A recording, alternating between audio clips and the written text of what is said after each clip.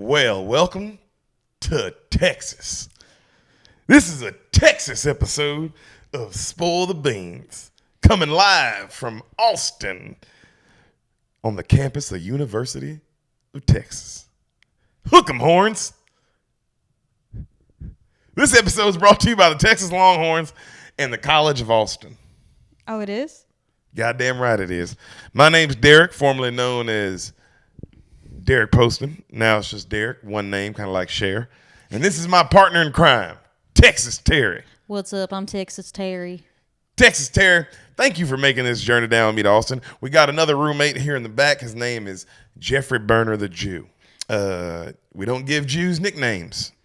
We did that before, and they did not like it. They didn't like it. They did not like it. But we're here now. What's up, Bean Mafia? We're in fucking Texas. We're here. We moved. That's why the episode's coming out late. We've been a little busy. Back the fuck up. Yeah, it's been a lot. You guys All right. are lucky you even got an episode on Monday. You're lucky you get an episode ever. And fucking remember that. You're always lucky you get one.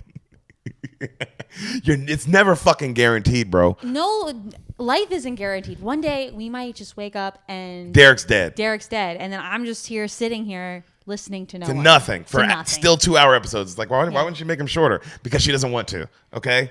This is how I grieve. So let her grieve the way she grieves. You guys be thankful you're getting fucking beans still. I'm kidding. I do it for you. I do it for you and my sanity. He Okay. does. But we're in Texas now. We just moved. We literally have been here since Monday. We got here on Monday. Monday night. What a night. So, and we've been just moving in. It's been fucking crazy. Last night we were able to do a little comedy finally for the first time and got to see a bunch of my high school friends and they helped us move in. Shout out to Justice Smith and James Francis and Christian Brothers High School. Bro, shout out to people from high school that come up in the clutch. Yo, they hooked us up. Like this couch. Sorry. I feel like I'm speaking too loud anyway. This couch, the table. Yep.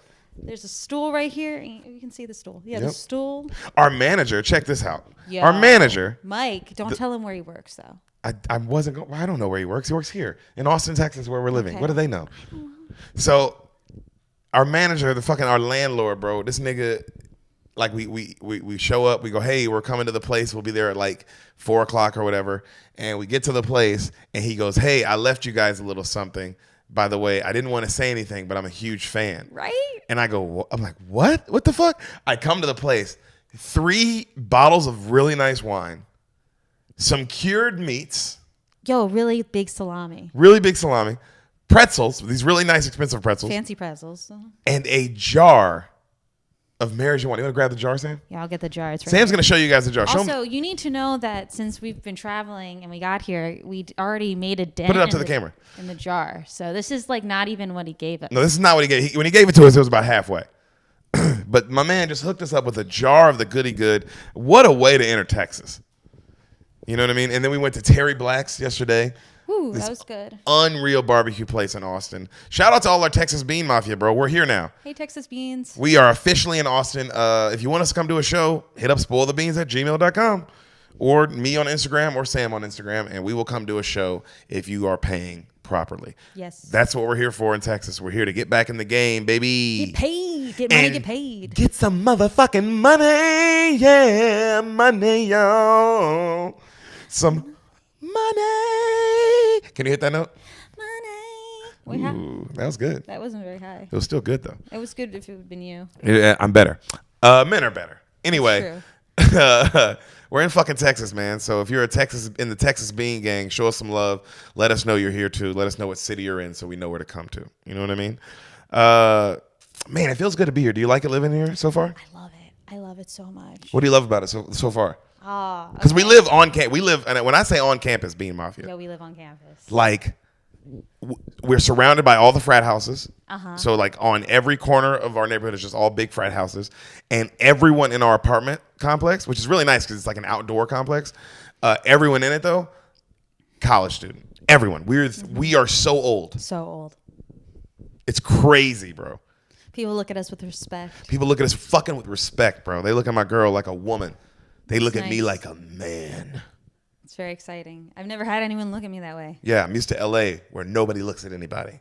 Yeah, that's kind of how it is. Because them bees the rules. But here people are friendly still. It's still got that little bit of Southern charm. People Even are though it's a super big friendly. city.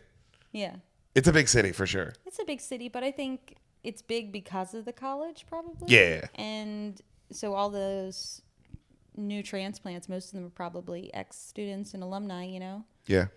So they have that kind of, I know this city. Well, now it's a full know the city. rules. It's a big city now. The craziest thing about Austin, and I also maybe the thing I love the most, I have mixed feelings about it, is that everyone here is living in the 70s. Yeah. It is 1976 in Austin, Texas. Yeah, it's 1976 here. It's really weird. I've been called a nigger more times than you'd believe. Love it. It's my favorite thing. It's her favorite thing. It's also her. I should mention it. It's It just was her. me. It's just her. So I'm kind of saying that to ask if you could stop. But okay. it's a real 70s vibe here for everybody. Very 70s. You know? The clothing, the body types of people. Does that make sense? No, everything's vintage. A lot of vintage Yeah. stores around and shit. So that's cool. I mean, bro, we live by every food option. Oh, by the way, everything in Austin, Texas is a restaurant. Everything. If you like to eat. Bank of America's restaurant. A funeral home I saw had really good Thai food. Everything here serves food. That is how they make their money in Austin, Texas. Everything. Everything is. And like I think I've seen one. There's one Chick-fil-A. There's like a Chipotle. There's Whataburgers. They have an In-N-Out too. They have Whataburgers and mainly you see some In-N-Outs. After that though, bro, it is, Jack and Terry's Buffalo Hut. Like everything's its own individual place, which is awesome. And like it'll take you forever to try all the food here. And then there's a million food trucks. So many food. There's like food truck parks. Yeah, There's everywhere. one like down the street from here. It's awesome. It's pretty cool. And We haven't even gotten anything from it yet, and it's cool. yeah, we just walk by. And then there's a food truck that sells weed. It's pretty crazy. It sells weed and bongs. It's the whole food truck. And they have really good ice cream. Their clientele. So, but it's weird. Everything here is food. It's really cool here, man. I am genuinely digging it so far. Also, everyone wants to like take us hunting or on their Yeah. boat, and I'm like, yeah. I'm all about that. So we'll all our Texas Bean Mafia show us some love and let us know where to hunt and where to go. If you like live in Austin or you live in the Houston, Dallas area, San Antonio area, let us know where to go and the fun things to do because we want to get into some fun shit while we're here. Mm-hmm. That's for damn sure. Let's pay the bills real quick. We got bills to pay. Because I want to tell you guys a movie. I'm really excited for the movie today, but we do have some bills to pay. And the kind of bills I'm talking about paying are from a great man at a great company called Hidden Village Customs, everybody. That's Hidden Village Customs. Their Instagram handle at Hidden Village Customs. And what do they make, Sam? They make rad T-shirts. They like to take like sports figures and like pictures, like real pictures of sports people, and Sports people, athletes. I like They sports think people. they're fancy because they get the special word like athletes. They're sports people. What'd you say they do for a living? Sports work? They do sports work. She's like, yeah, Tom Brady has that sports work job. It's a sports job, So he takes pictures of like people like Tom Brady, other cool sports people, and then he combines them with like anime and cartoons and stuff. They're really cool. Check out their Instagram. They're really got cool. A lot of fun ones. They have a lot of fun. They're sending us some, so we'll rock them for you guys on the pod. But go check them out, man. Again, at Hidden Village Customs on Instagram. Go follow them. Tell them the Bean sent you. They make the best custom clothing business in the Bay Area. So if you're from the Bay, we have a lot of listeners in San Jose. Show them some love, San Jose Beaners. Not the Mexican fans as well. Everybody else. Not just the Mexican fans, excuse me. All the beans. All the beans. All types of beans. They focus on designing custom shirts that mix anime, cartoons, and comics with real-life photos. They also do custom designs for businesses and fundraisers. And the focus is all on giving you the best quality, which is what I like about them, that it's not just... My problem with a lot of designer shirts is the quality sucks. Fabric's no good. I will say this. This is a compliment about my man, Big Brown, Brennan Shop. That guy... The reason his merch is so good, the quality.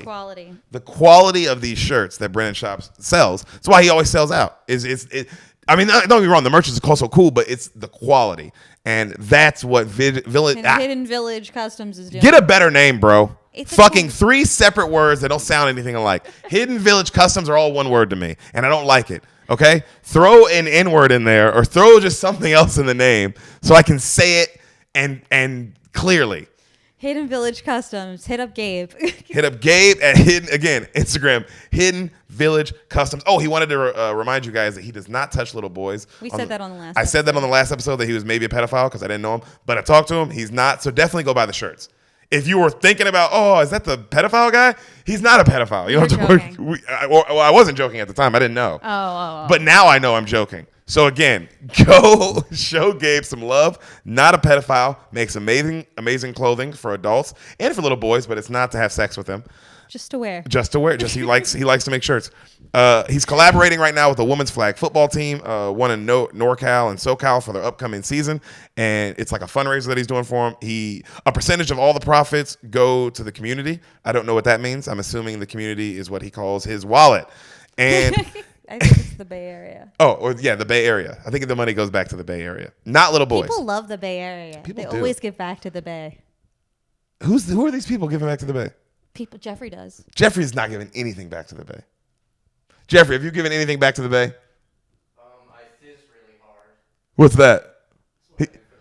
He said he fizzes really hard. Yeah, I stay hyphy. He said he stays hyphy, and he again. Can you come say it on the microphone, Jeffrey, so they can hear you say it? Hidden Bay terms that we don't know? Because they can't hear you. Can you say it again on the microphone? Sam, can you give me your mic? You can sit down too. For your guest appearance. My hands are Okay, well, me. don't touch it. Just put it up for me. Okay. Put your face in and look at the camera. I was just explaining that I fizz hard and I go hella hyphy for the Bay all day, every day. Thank you. That was Jeffrey Berner. And again, that was all a part of the Hidden Village Customs promotion. That was as well a part of it. Go follow them on Instagram. He loves pizza. He does not love little boys. Gabe, I mentioned it. Don't forget. And go show our boy some love. Again, Bean Mafia. When you get to that Instagram, what do you say, Sam? Tell him the Bean sent you. Tell him the Bean sent you. A lot of the Bean Mafia, you guys sent me screenshots of you doing it, and I appreciate that. Everybody listening right now, literally, just take 2 seconds, go to their Instagram, and just fucking send them a message, show them some love, and check out their shirts. Because that way he knows you at least checked out their shirts, and that way the money he's giving us is validated. Okay? So it's all for me. Yeah, it's really for Deric. Do you want me to have to get a job? Is that what you fucking want? Is that what you fucking want? You want me to get a job and be sad when I do this? Or do you want happy me? It's on you. You tell your friends, more subscribers, less Deric having to do anything for a living. Okay? Focus on that, Bean Mafia. It's of the utmost importance. On to our second ad. Guys, do you like football? Or sports stuff. Sam calls it sports stuff. I call it the NFL. Do you like it? Do you love beautiful black men with beautiful skin and a beautiful family? And everything about them is pretty beautiful. Do you love beautiful black men with beautiful, successful black lifestyles? That's a good way to describe it. Because if you like that, I have an Instagram page for you. While you're already on Instagram and you just went to Hidden Village Customs, now you're going to hit that search bar again. And where are you going to go, Sam? You're going to go to @Westland What's his name? His name is Darren Bates. Darren, spelt the way you should spell Darren. Daren.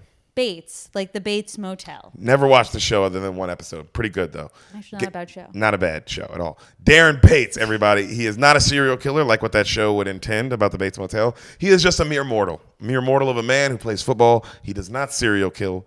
Everyone who sponsors us isn't a bad person, so stop judging them. Yeah. Just because they know us doesn't make them bad. Yeah, you fucking sons of bitches. So go follow Darren Bates @WestlandSon_56. Go show him some love. You tell him the Bean sent you. You follow him on Twitter @DBTray5. And you follow him on TikTok. You follow him. Follow his podcast. The Raw Room. He literally just had the great Will Compton on from Bussin' with the Boys. I've been on a couple times. Guys, go listen to it. The Raw Room. If you want to hear NFL players talking real raw shit and unfiltered. It really is unfiltered. Just NFL players talking shit. Go listen to the Raw Room. All right? Especially the Tuzar Skipper Wyatt Ray episode that I'm on. That one, funny one is very raw. It's very raw. No condoms on that episode. None of them. I was there. I know. Yep. A lot of guys. And I'm going to marry this woman. Guys, I am so happy to be back. I really am. I'm happy to start this new journey with you in Texas. You know what I mean? Being Mafia, I'm excited, dog. I'm really excited. And I don't think we should waste any more time. What do you think, Sam? I think time is of the essence. Time is of the essence.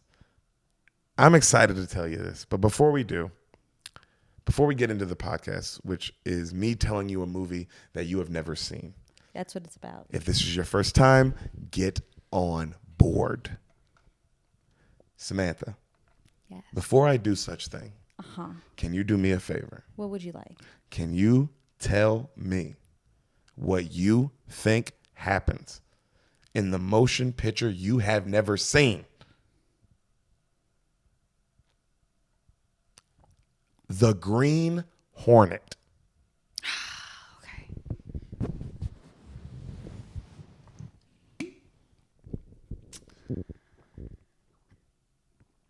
I feel like this is like the Seth Rogen version of Herbie the Love Bug. You remember that movie? I remember that. Or was it Kirby? I can't really remember. So like Lindsay Lohan. Yeah, and then there was like the OG one from the 70s or 60s. Who knows? Jamie Lee Curtis. Freaky Friday. Different movie, Those are but that's what I different think of when I movies. think of Lindsay Lohan. Really? That's her best I think movie. of, someone severely addicted to drugs and alcohol. I think of people in a good place, unlike you. Oh. But you have to go like really far back to get to her good place. Freaky Friday. It's like over a decade Yeah, ago. but that's a classic picture. Classic picture. It The really is Jodie good. Foster one is better. No, it's not. Have you seen it? Yeah. Yo, there's like a scene in the Jodie Foster one where people are like jet skiing, but they've built a pyramid on the people. Dude, in the Freaky Friday one, Jamie Lee Curtis goes on a talk show and kills it. Don't talk to me about awesome. Okay, so in this movie, it's sort of also like Transformers too in my mind. So it's like a car, it comes to life, and it befriends Seth Rogen. Pretty sure Seth Rogen. And but Seth Rogen's just like a stoner dude. Like he probably can't do much of anything with it. So like not, but the car has like a mind of its own, and it starts like saving the day. Like Transformers. Like Transformers, right? And Seth Rogen's just like this stupid guy who gets to take all the fame for what the car is doing. Ooh, okay. And kind of like how in Meteor Man, the one guy was claiming to be Meteor Man even though he wasn't. Eddie Griffin. Yes. So the sort of that situation, and then at some point his car is separated from him, but he needs to save the day. Yeah. And he can't because he doesn't have the car. Uh-huh. And just at the last moment, we think all is lost. The car comes and saves the day. and then we're like, woo, great Hornet. Oh, that's good. Yeah. That's good. I love you. You're always wrong. Really? Yeah. That time I was like, I feel like this is You actually felt really correct. confident. I I felt saw really it. confident. You I was like, just- I'm pretty sure this is what this movie is about. I was watching you go, look at my baby. She has no idea what she's saying, but she's saying it so sure. No, wrong. 100%. 99.99. Seth Rogen is in the movie. Okay. He is in the movie. And there's a car. Yes, there is a car in the film, but it's not about a car. I don't know where you got all that from, but yeah. Okay. That's You a ready? bummer. Okay. This is based off of TV show Oh. from back in the day with the great Bruce Lee. This is a Bruce Lee TV show? Based off a Bruce Lee TV show. Who plays Bruce Lee in the movie? I don't know his name, but he's awesome. Okay. You ready? Yeah. Movie starts. You see a kid in a limo, in the back of a limo with his window down, and he's got like a toy Superman out the window, and he's going like this, right? Mm-hmm. And you hear like Superman music playing. Mm-hmm. Okay? The Green Hornet. The kid, they pull into like a big paper company called the Daily Sentinel. They go up to the top floor. Like the kid clearly is a rich kid. You know what I'm saying? Mm-hmm. They go up to the top floor. You see whoever the boss is going off and hanging up the phone, right? And the boss is, remember in the first Batman, there's a gangster, Falcone? Batman Begins. It's hard to remember that one. And he's like, I could kill you right here. He says, see that right over there? There's a judge right there. See that right there? That's the DA, district attorney. And I wouldn't hesitate to put a bullet right here in your brain. Ooh. You remember that in the first No, Batman I Begins? don't remember that. Batman, he goes. This is before he becomes Batman. Yeah, he goes to like, his parents just died, and he goes to like prove a point to the real bad gangster. Yeah. And the bad gangster tells him like, you're a little fucking bitch kid. And that's what makes Batman like leave, and go become Batman. Okay. You remember that little argument he has with A little bit, with but a gangster? I've only seen that movie maybe like once or twice. I've seen the other two so many times. I know, but you know what's crazy? Batman Begins is really good. It's not a bad movie, but I mean, there was the last one I saw. I saw the other two first, Yeah. and then I saw that one once, and maybe never again. That's funny. So we see that's who this dad is. All right, Okay. the dad of this kid. And he hangs up the phone and he looks at his kid and he goes, "So Britt." That's his name, Britt. Brit. Like a Brita pitcher. Brit. He goes, "Here we are again. Sent home after another schoolyard fight. I know you miss your mother. So do I. But I have to take care of these 750 employees and you have to take care of yourself. But that seems to be a little too much to ask of you, huh?" And Britt's got his head down. He's like, "I was trying to stop bullies." Trying doesn't matter when you always fail. And then he grabs his toy, the Superman toy, and he rips the head off. That's not cool. Crazy, right? And the kid's like, "No!" crying. It's very excessive. It's extremely trauma. And then the dad goes, "You think this makes me happy?" Who are these parents?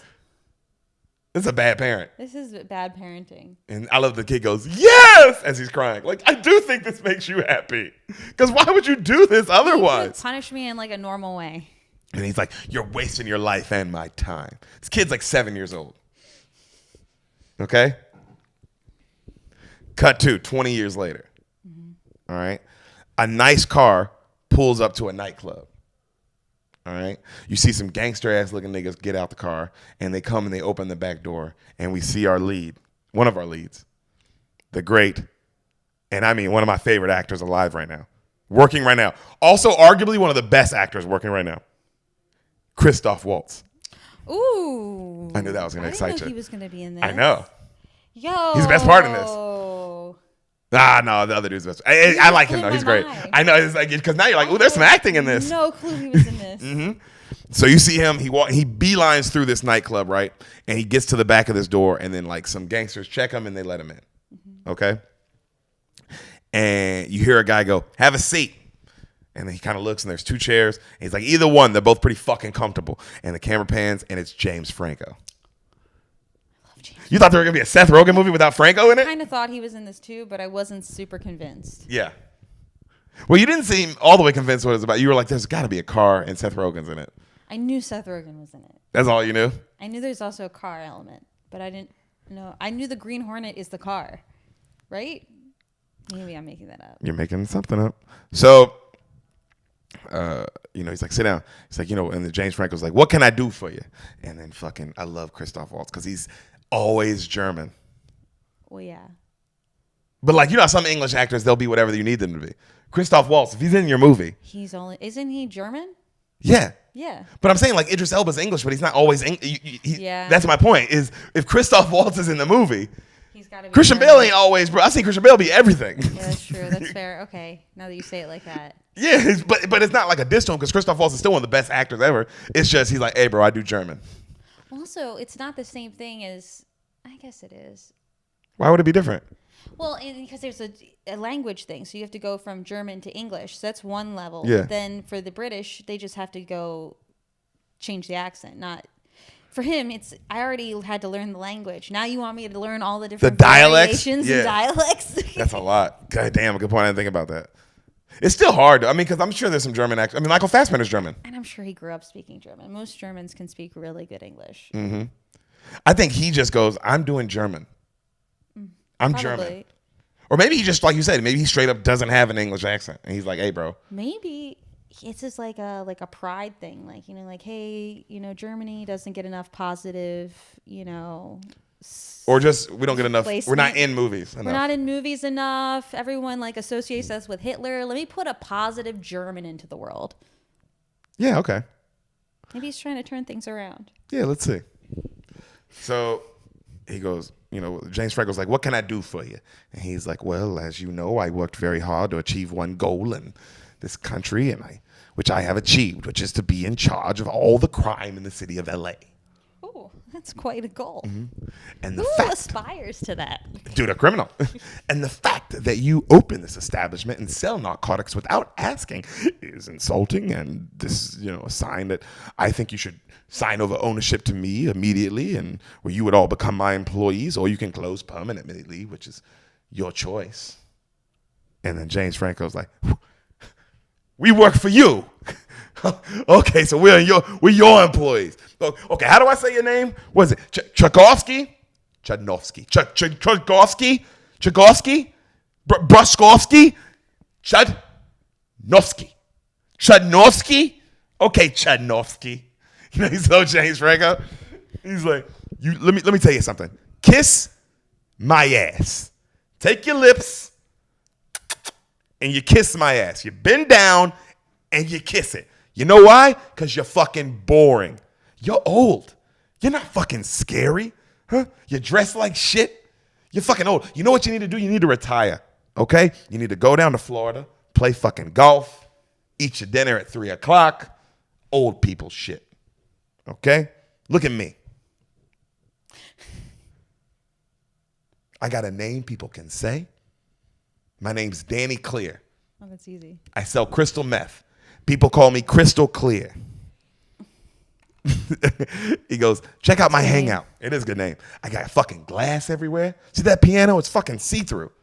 I mean, look at my boys. Pimped out. Armani, Gucci, another Gucci, fucking tailor-made. Okay? Look at you. You dress like shit. You dress like a fucking disco Santa Claus. You look like my Uncle Greg. He's a good guy. He's a dentist. So, for you, it's over. Your career's done. Thank you. Boom. See your way out. Christoph Waltz looks around. He's like, you truly don't think that I'm scary? And the guy's like, no. Very well. Bam! Bam! He pulls out a gun, and the gun has 2 barrels on it. Oh, and they go different ways? Yeah. Yo, what is that? So he kills, bam, bam, kills all of his henchmen, and then puts the gun right on James Franco. James Franco's like, oh shit, you're scary. You're fucking scary, man. You're fucking scary. Well, you said I wasn't scary a minute ago. Oh, I lied. You said I was boring. My gun has 2 barrels. That's not boring, is it? No, that's not fucking boring. That's not fucking boring. Answer me. What can I do to be more scary? I don't know. Fucking cooler name. I don't know. Maybe more color or something. Maybe more color. I don't know. Maybe say something to people right before you kill them. Not right now, but later. It's hard to think with the double guns in my face. Oh, sorry. Well, you've given me a lot to think about. And he turns around and he walks out. And James Franco's like, so you're not gonna kill me? He doesn't say anything. He just keeps walking. Oh, my God. Why would you ask that question? Okay, so you're not going to kill me. You want me to spread your legend. Okay, man. I'll spread your legend. I'm going to tell everybody. Hey, you left your briefcase. Whole nightclub blows up. You see Christoph Waltz walking out. Gangster doesn't even look back, gets in his car, drives off. Yo, you didn't know this movie was fucking awesome? No. Dude, no one ever talks about this movie. I saw it. No one ever talks about this movie. I saw it in theaters. I fucking loved it. It blew my fucking mind. Blew my mind. Why isn't this a bigger movie? It has James Franco, Christoph Well, not Waltz. anymore. James Franco's dead. Whatever. He does a cameo up top. But Christoph's in it, clearly. Christoph Waltz. Seth Rogen. Whoa. This is crazy already. All right. Yeah. So you see him. He drives off, right? You see him like the camera follows him on the freeway. Mm-hmm. And then when it gets to a certain point, the camera kind of pans back and zooms in on a hotel. And you hear like, dun, dun, dun, and like party music kicks in. And you're, let's get this party crazy. And you see Seth Rogen like throw a fucking TV out of a thing. Yeah! And everybody's like, Brit.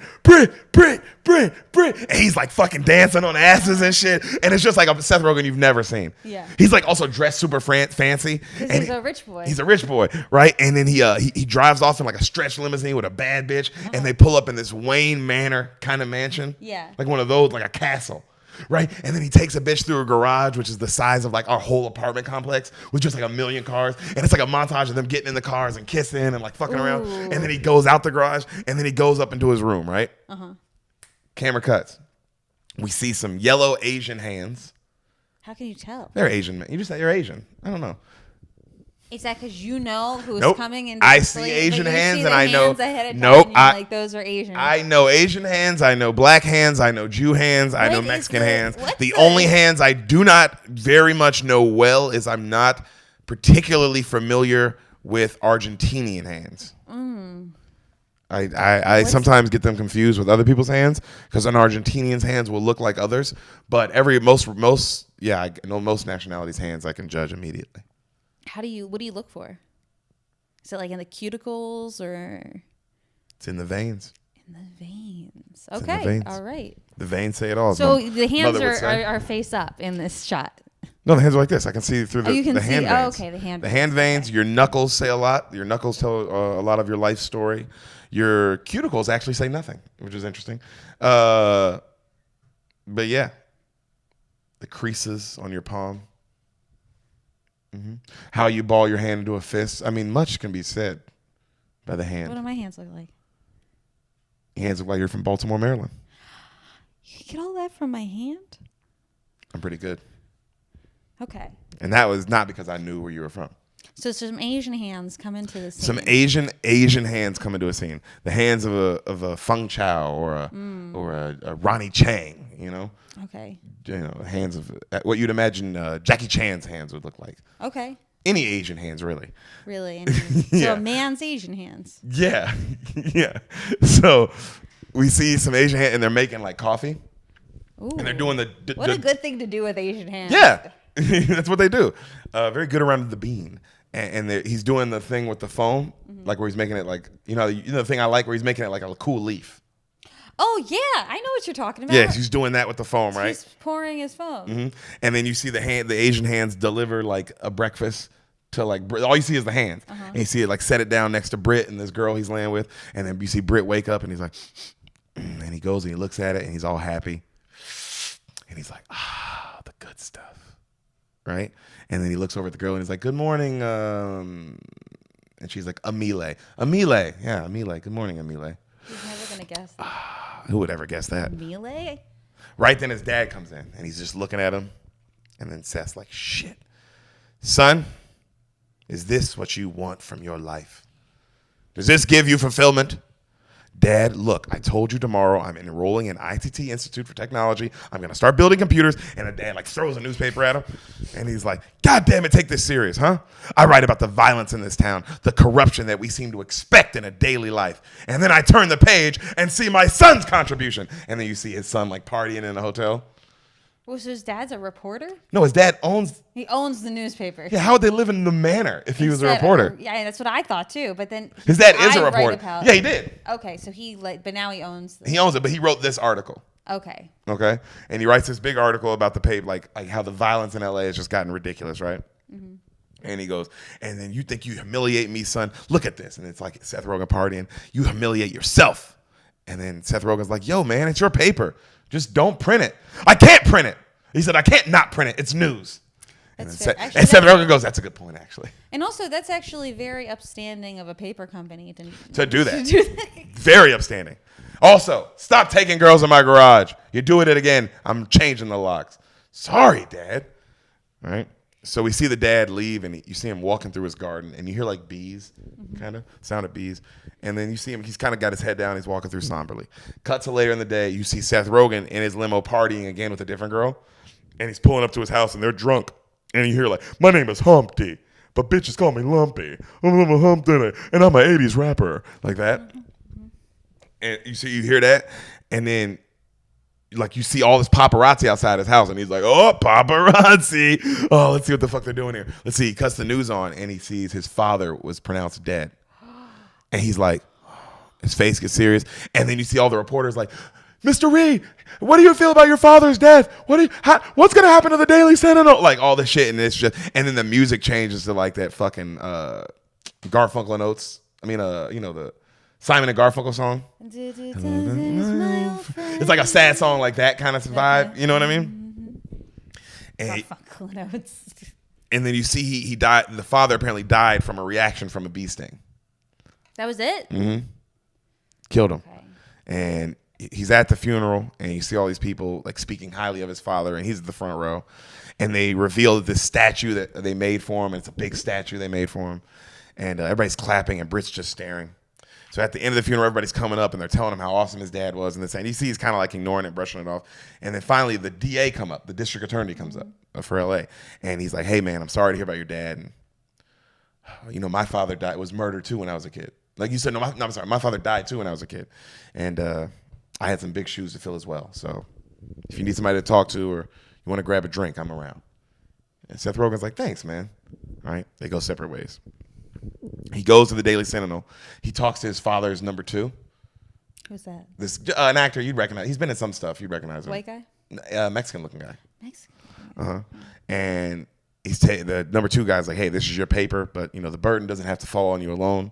We're all in this together. I've been working with your dad for the last 45 years, and I'd love to stay on a path that would make him proud. And then Britt doesn't say anything, and he's like, what do you think of all this? And Britt's like, man, nothing really. I've never even read this paper, to be honest, and do what you want with it. I'm not the guy to run the Sentinel. And then the guy's like, all right. And the guy walks out the room, and then he starts thinking of his dad. It's not trying if you always fail. Like he hears that over and over in his head. So the next morning he wakes up, and he looks over at his coffee, and it doesn't have the leaf. And he's like, what the fuck? And he looks at it. He takes a sip, and he's like, oh, God damn it. And he breaks it, and then you see him storming in his bathrobe across the whole manor. God damn. And he's just muttering to himself, and it's like this huge walk. And he's going, and then he finally gets to the big house, and he's like, hey, who makes my coffee? Who the fuck makes my coffee? Will someone explain to me on the worst day of my life, my coffee tastes like shit? And then a lady goes, Kato makes your coffee. He fixes your father's cars too. Well, where's Kato? You fired him yesterday when you fired everybody. Well, I want Kato here now. You see a guy like get on a motorcycle, and then you see a motorcycle coming down the driveway. I told you, and this is the best character in the movie. That's why they've been saving him. So you see this dude come up, right? And you see Britt waiting like this down the driveway. And he pulls up and he takes his helmet off, and it's this extremely handsome Asian man. Jason Cheney, pretty much. Jason Cheney, pretty much. He's a comic friend of ours, Jason Cheney. Or he looks like just like any of the guys from like a Fast and the Furious. Like just a really handsome, very suave looking Asian dude. Okay. All right? But not a famous actor. Like he's not a famous actor yet. Really? They went with a no name on this on purpose. Oh, because he's like maybe like he does action-y stuff. Sometimes the best action-y people aren't that famous. Yeah. That's not fair. It's crazy. It's crazy. Okay. So handsome guy. Handsome guy pulls up, and he goes, Seth Rogen, he takes his helmet off. Seth Rogen goes, oh, shit. Man, I thought your name was Henry all this time. And he goes, no, I'm Kato. He goes, oh. Your name was Henry. And he goes, Kato's like, I'm sorry about your father. He was complex man. And Seth smiles. He's like, yeah, he was. Well, look, I'll let you go, Kato, but I got 2 questions for you. Why is it that my dad's mechanic makes the coffee? And why is it without you, the coffee tastes like shit? And Kato goes, I show you. Jerry. What? Kato's awesome, dude. He doesn't say it like that, but he's super Asian-y. So you just fall in love with him because he's like clearly. But he didn't say it like no, that. I added a little flair. So he shows him this super dope machine he made. And it's like on some Tony Stark shit, but just for coffee. And Seth Rogen's like, holy shit. And it makes it like super nice and does all the beans and all this crazy shit that they can do. And then he does the leaf, like he does all that, right? Yeah. And then he's like, and he hands him the coffee and he sips it. And Seth Rogen's like, tell me your tale, Kato. So cut to, they're sitting down, right? And they're drinking coffee. And he goes, I was born in Shanghai. Parents died when I was 4. Until 12, I lived in orphanage. And then Kato, he's like, damn, man, my mom died when I was young. I'm sorry to hear that.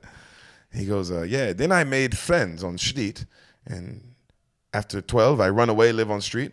And he goes, how'd you meet my dad? I work in garage. I work on father come in with car, 65 Chrysler. He goes, I know that car. He's like, yes, I fix it. He liked my work. He hired me. Well, how'd the coffee come about? Your father used to always say, no one ever make me good cup of coffee. And Seth Rogen goes, that's a good impression. He goes, so I built a machine. He's like, wow. Want to see something else cool? And Seth Rogen's like, yeah. And then cut to, you see Seth Rogen with a golf club go, ah! And he runs up to that black car and he tries to break the window. Boom! And the car, like the golf club, like throws and like bends in half. And he's like, yo, what the fuck? Whoa! He's like, you did that? He's like, yeah. He's like, it's polyester, something kind of glass. It's the stuff they use on Shark Tanks. And he's like, whoa. And then Kato grabs a gun. And he's like, yo, man, put that thing away. Don't be pussy. And he's like, check this out. And he shoots the tire, and the tire goes flat, and then the tire goes and comes back up. Like, I thought, yo, he's a badass. Where it was like, yo, no, they did not give this superhero enough credit. Because he's cool. Yeah. So he goes, dude, that's fucking awesome. And he's like, and check this out. And he hits a button in the car, and the car, like the wheels, like spikes come out. Whoa. He's like, dude, that's some fucking Ben-Hur shit, man. Have you ever seen Ben-Hur? That's the one where they're racing. Gladiators. Yeah, I've seen that. He said it's like one of the first big action movies ever. It's like 4 hours long. It's though. like Ridiculous. really old. It's really old, really long. Yeah. It's about the racing around the Roman shit. that. Yeah. So In school. he goes, your father made me build this last few years. Damn, old man was getting paranoid, huh? And he goes, check this out. And he shows him all these drawings he has of all the shit he wants to build. Like he's pretty much like Iron Man. Cool. Right? And he's like, damn, Kato, you drew all this? Yes. And he goes, whoa. And then he keeps looking at it. And then one of them is just like a super hot anime girl. He's like, Kato, are you a pervert? And Kato's like, smiles and kind of like looks away. And then Kato's like, you want beer?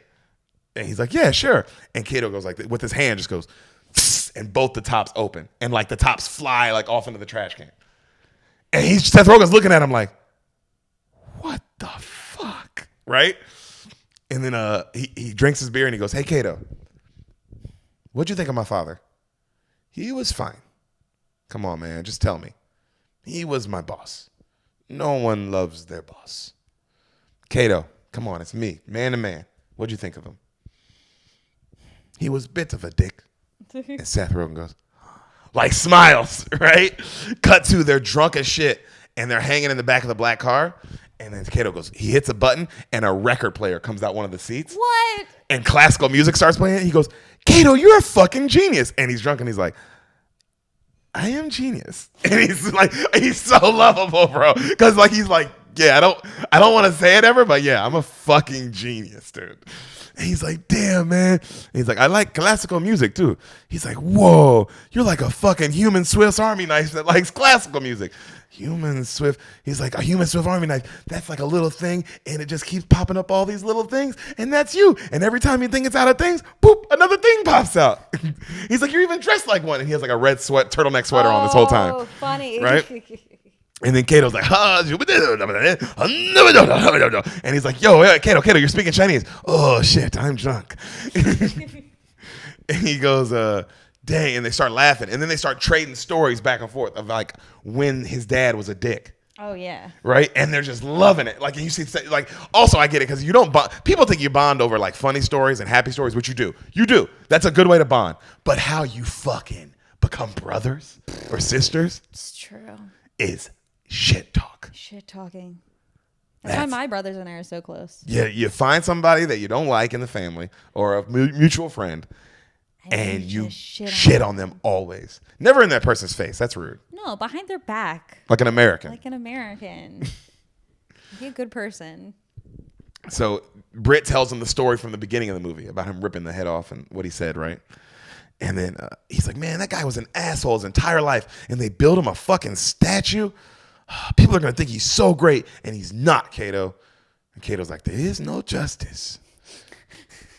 He's like, well, Kato, let's go get some goddamn justice. Let's do something crazy, man. Come on. Let's roll, Kato. Right?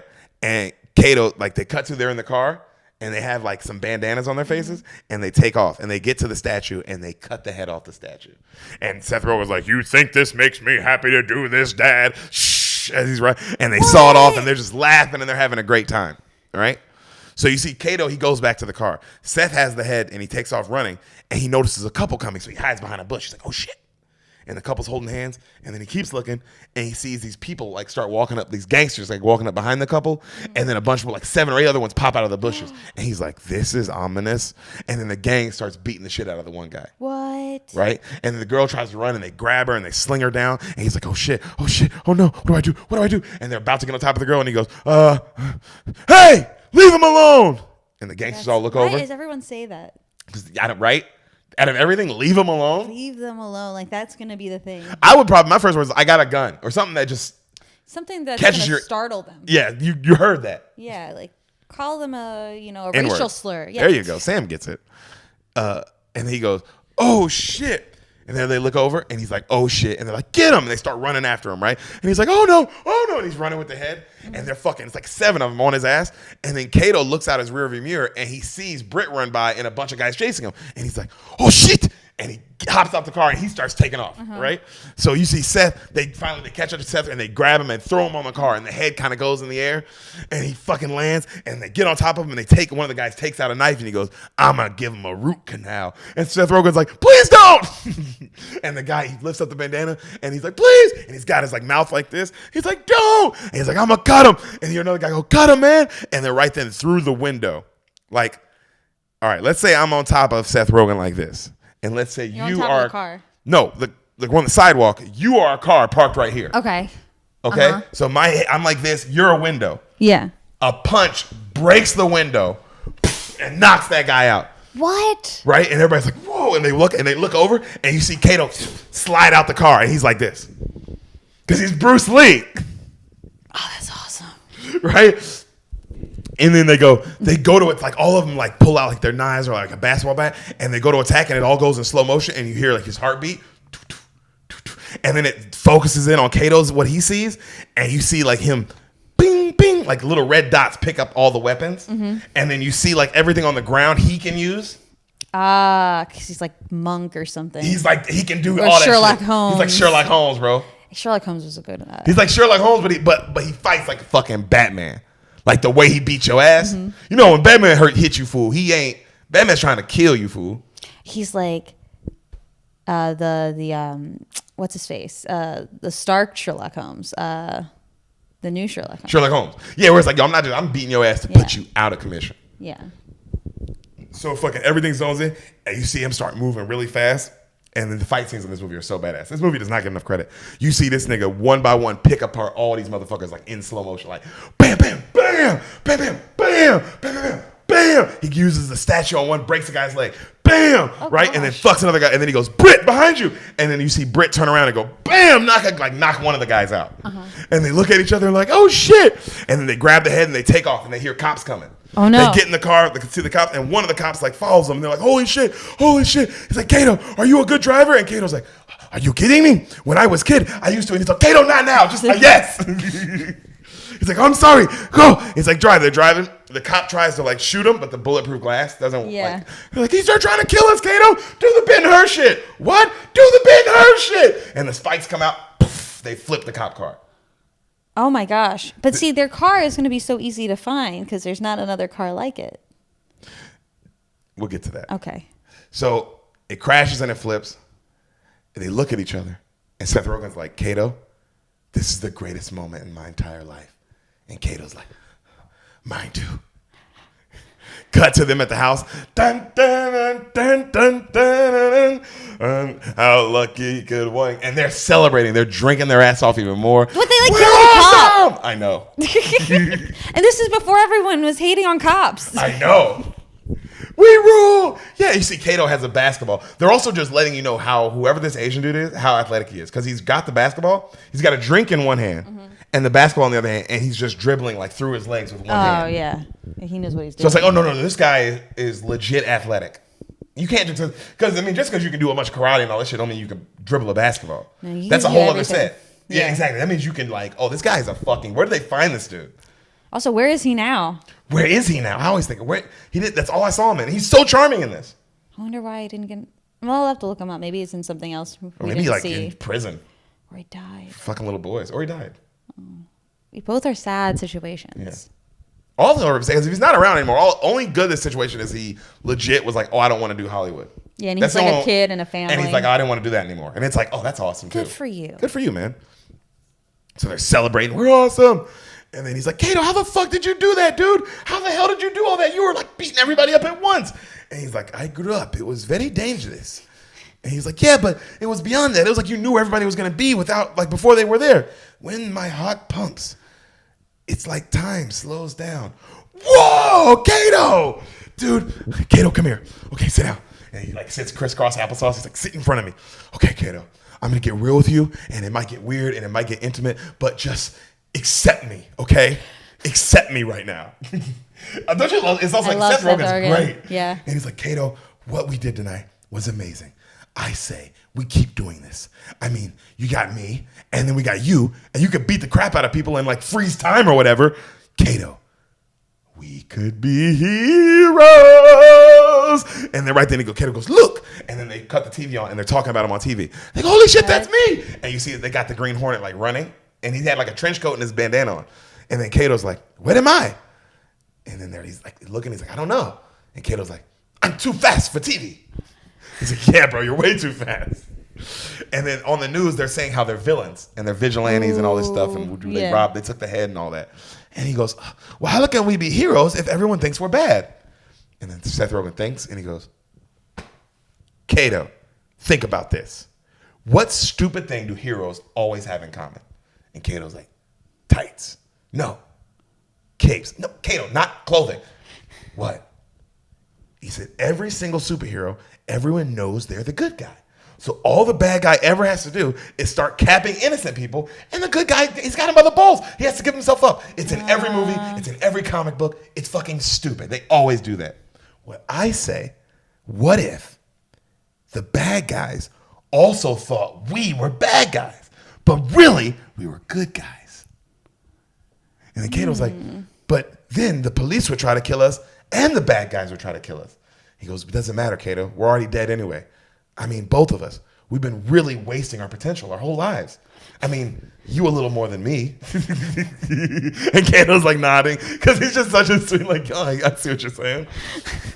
He goes, what do you want the book to read when your life's over, Kato, huh? Coffee and oil changes? Because that's a dumb book. You know what I think it should say? I think it should say balls deep and shit-kicking dudes. That's a way better name. By Kato, you know? Because I would read that book, and I don't read shit. And I probably wouldn't read it, but they'd make a movie out of it, and I'd fucking watch the shit out of that movie, dog.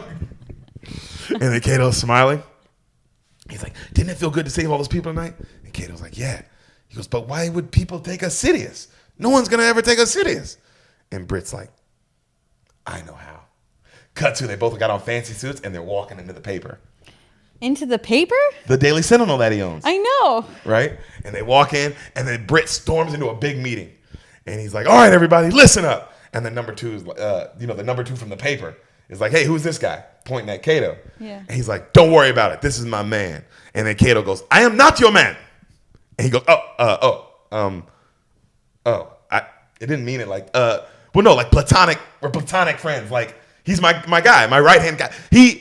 My executive associate. And he's like, okay, let's not worry about that. Okay? I think Kato's so lovable. Just that, I'm not your man. Like, no. And he's like, okay. He goes, we need to talk about that horrible incident and tackle it head on that happened last night.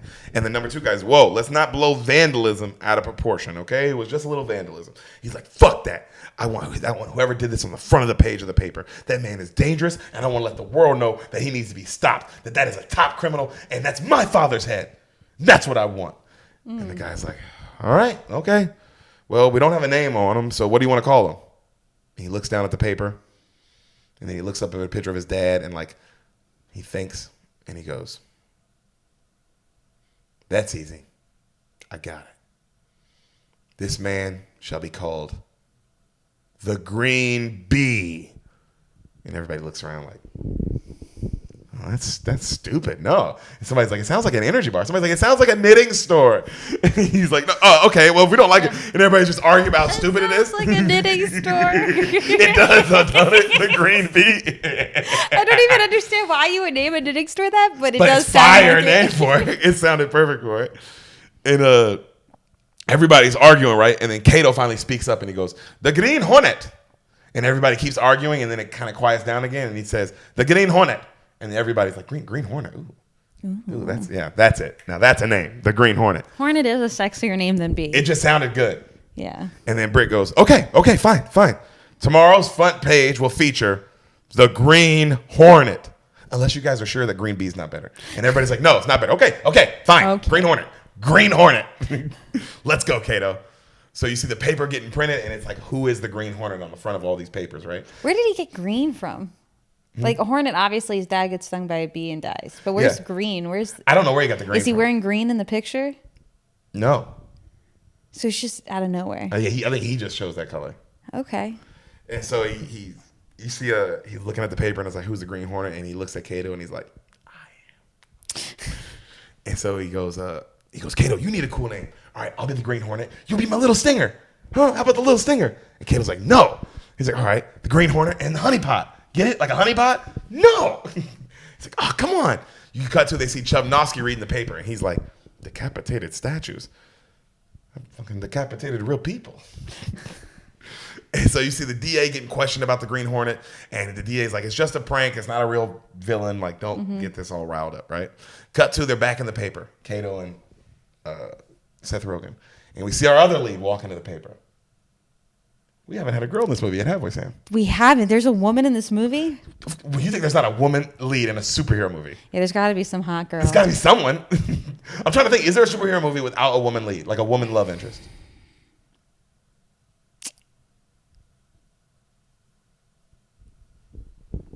Huh. Is there? I'm going through them all. I'm going through Marvel in my head. What about Deadpool? Does he have a love interest? Yeah. They kill his wife in the beginning. That's all the whole movie starts. Yeah, but she's not like... And then the whole movie is trying to like hunt her down and save her. But does she ever like... Is she ever like come back? Yeah. Okay. All right. Iron Man 1. Oh. Iron Man 2, Iron Man 3. What about Venom? He doesn't have a love interest in that, does he? Pretty sure he does. Okay. There's a girl in that.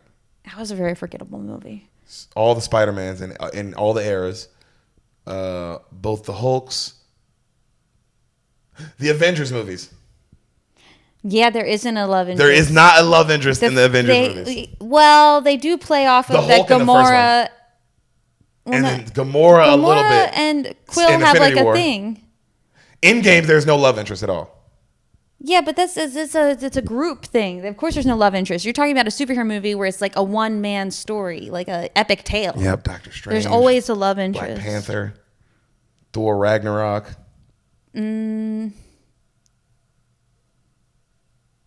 Like even if you go back to all the Supermans, all the Batmans. What about for the lady ones? Like Captain Marvel doesn't have a male love interest, does she? Or does she not? Does she have a love interest at all? She does not. She does not have a love interest. She does not have a love interest. Which is actually kind of like really Captain sexist. Captain America has a love interest. Yeah. That's super sexist because Captain Marvel is supposed to be like this pro-woman thing, and like they don't even like give her like some hot piece of ass. Yeah, she's the only because her whole movie she's with Nick Fury. She should have a hot piece of ass, and he should like have that kind of like, you know, you're the only purpose of you being in this movie is to be a hot piece of ass. Yeah, and he has no superpowers. He's just a boyfriend. He also should be like a funny guy. Yeah, like how Louise is funny in Ant-Man. Exactly. Like he should just be that. Like he's just funny.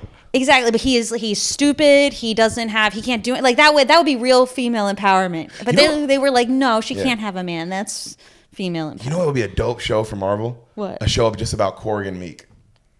Yes. That would be awesome. Just straight up about Korg and Meek and like their adventures. The adventures of Korg and Meek. They should do it as like a shorts. Like just little shorts. Short at the end of every like movie or something. Mm-hmm.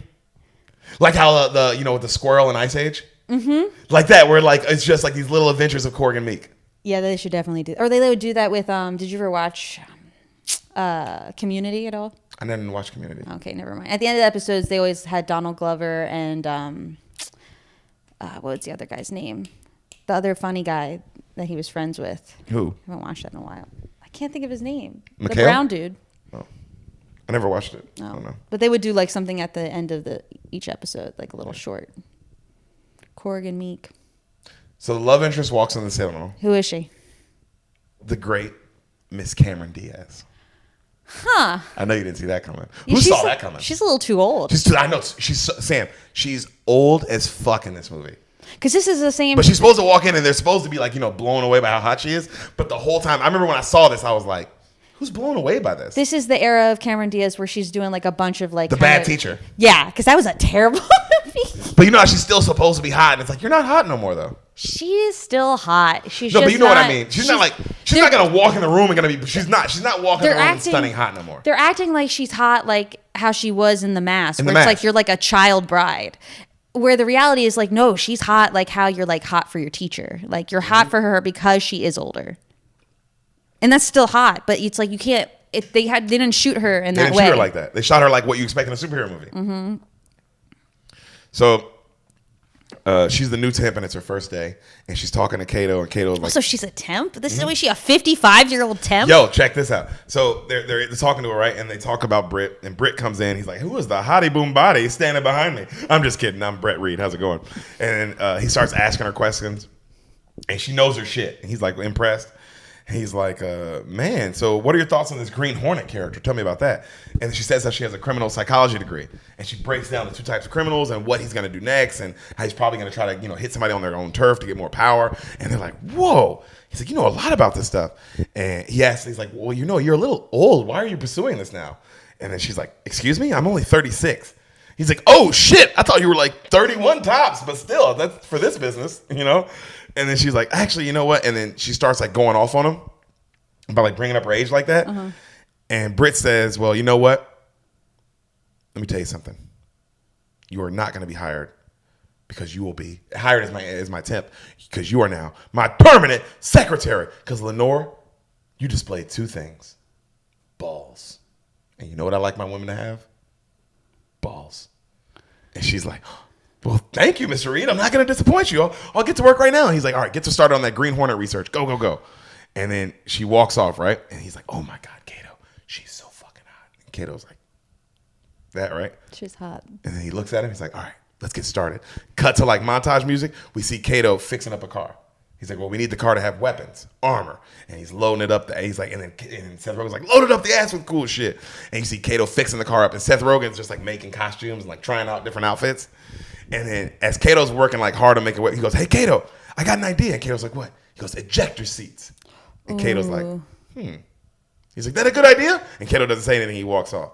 So cut to more of the car. Kato's clearly just like this badass. He hooks the car up. Cut to that superhero car that you see in the movie. Yeah. Like from the trailer, the black, and it's dope as fuck, right? Uh-huh. He also makes some like really cool black masks and black outfits. Okay, both of them. So he goes, wait, who? Seth Rogen or Kato? Kato. He makes them. He makes them both. Even though outfits. Seth Rogen's like well, playing just with trying with different outfits. But his outfits, he looked literally like a 70s guy in a disco. Like they were just like ridiculous. Yeah. Right.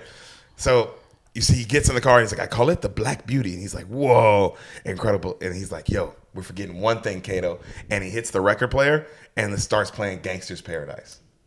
Nice. Now, as I walk through the valley of the shadow of death, I take a look at my life and realize there's nothing left. Because I've been bumping the past for so long that even my mama knows that my mind is gone. And then Kato starts singing, tell me why are we so blind to see that the ones we love are you and me. Woo! And then the song, we've been spending most of our lives in a gangster's paradise. What? Yeah, it's an Asian dude. You think they're not going to throw karaoke in this? That's so funny. Come on. So, Britt calls Cameron Diaz to send over what the Green Hornet will do next. Like some notes on like what she thinks he'll do, you know? And she does. And they're looking at it and she sends them to South Central. That's where like the majority of the crime happens in LA. So that they is get where there. A lot of it happens. That is true. It's not the safest spot. Seth Rogen's like, oh shit, I think we're in the hood, Kato. And they look and they see a bunch of hood niggas on the corner. He's like, do we start with them? And they're bickering about what to do, right? And then Kato's like, I don't want to talk. He's like, what do you mean you don't want to talk? You have to talk. I barely speak English. You're speaking English right now. What are you talking about? I don't say nothing. Kato, God damn it. He's like, I'm gonna get in the backseat. Oh God, this is scary. Oh shit. Oh shit. And they roll up on him and they roll down the window. And then he's like, hola, I'm the Green Hornet. I'd like to sit down with your boss. And the guy goes, sit on this, bitch. And he pulls out a gun and starts shooting. What? Kato! And he rolls up the window on it, and Kato like spins the car around, and it like hits all the guys, right? It's like 6 of them. Yeah. And then they all stand up and they start shooting at the car. Pow, pow, pow, pow, pow, pow, pow. He's like, Kato, hit him with the beanbags. Hit him with the beanbags. And Kato hits a button and like beanbags go shooting at the car. And like, you know what I mean? Like those beanbag, like how they have for guns. Oh, like, I didn't know that was something. Yeah, you remember we saw Kill Bill? Remember Kill Bill where he hits her with rock salt? Yeah, I guess I just. It's like those beans, like I something never like put that together. Yeah, so you don't want to kill somebody, but you want to knock their ass out. That's what Okay. they shoot you with. And so he falls. He's like, yeah, Kato. All right, let me show you how it's done. And Britt gets out the car and he fucks one of the niggas up, starts beating the shit up. You messed with the Green Hornet. And then one of the other guys gets up and he pulls out a gun. And you see all the other dudes get up, start pulling out their guns, and Kato sees all this in slow motion, and he does the thing, ding, ding, ding, ding, ding, ding, ding, ding, like picks up all the guns, and then uses like the car door, bam, knocks the first gun out of the hand, slides out. When he slides out, kicks his foot up, bam, knocks the second gun out of a guy's hand, bam, third gun, bam, fourth gun, takes another guy, bam, hits him, right, and then like, oh shit, and then right then. Seth Rogen kicks a guy in the face while Kato holds him, and then you see a guy about to kill Seth Rogen from behind him, and then Kato grabs a gun and kicks it up and poof, shoots the guy in the head. He's like, "Oh shit, Kato!" And he turns around, he's like, "Good stuff," and he grabs him to question him. He's like, "Who are you working for?" You see the blood coming out of his head. He's like, "Oh," and he grabs another guy. "Who are you?" Oh, damn it, Kato, because he just pretty much killed all the guys. And one guy finally he's like, "Oh, come here, hey, who do you work for?" And the guy goes, Chudnovsky. He goes, Chudnovsky? What kind of dumb fucking name is that? And he throws the guy down. And he gets more info out of another guy, right? Cut to them going to one of Chudnovsky's drug houses. And they drive their car through the drug house into the house. And who's the guy who leaves the drug house who gets up? He's like, hey, what the fuck, man? Remember in Terminator 2, the main kid? Yeah. It's him. Okay. Kid from American History X. Yeah. He just has a small role in this. It's just So he's only done like those 3 movies. These 3 movies are the only movies I know of him, honestly. He's like, yo. And he's like, he goes, tell your boss the Green Hornet sends his regards. And the guy's like, you drove through my house. What the fuck? Sorry about that. Burn it down, Kato. And Kato burns the motherfucking house down. They pull off. The next day, the dude from Terminator 2 tells Chudnovsky, he's like, yo, man, these dudes were crazy. They had fucking masks on and get-ups and shit. And he called himself the Green Hornet. And he had like a half a tank kind of car. And then he gave me this card and he said it was his town now. And then Chudnovsky's like, so a man comes in with an insect costume and you shit your pants? He goes, hey, man, a grown man in a mask calling himself the Green Hornet is a lot scarier than just some guy in a suit. I'm just saying. You are not pleased with my suit? Yo, he does not like it when people comment on how unscary he is. What a weird villain complex. That's his big self-conscious thing. Yeah. Not his weight or how short he is. None of that. Just he's like, I'm not scary? Really? And he goes, you know how many great villains have killed in a suit? Bam! He slams the gun down and he kills the guy. It's true. A lot of great villains have killed in a suit. I mean, most Scarface. That was... The Godfather, depending on how you look at him. Yeah. All the cops that kill people in suits. Yeah, technically. That's a uniform. Yeah, and a uniform's kind of like a suit. No, it's not. Is Darren Bates wearing a suit on Sundays? It's his Sunday suit.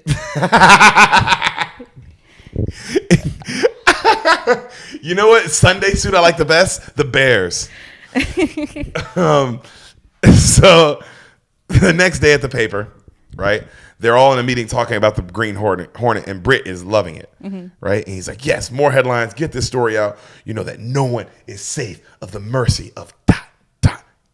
the Green Hornet. And I want those dots. I know it's a newspaper, but I want ... in the paper. And then the number 2 grabs him. He's like, Britt, I've been working at this job a long time. And when you print stuff like this, there are repercussions. Yeah. All right?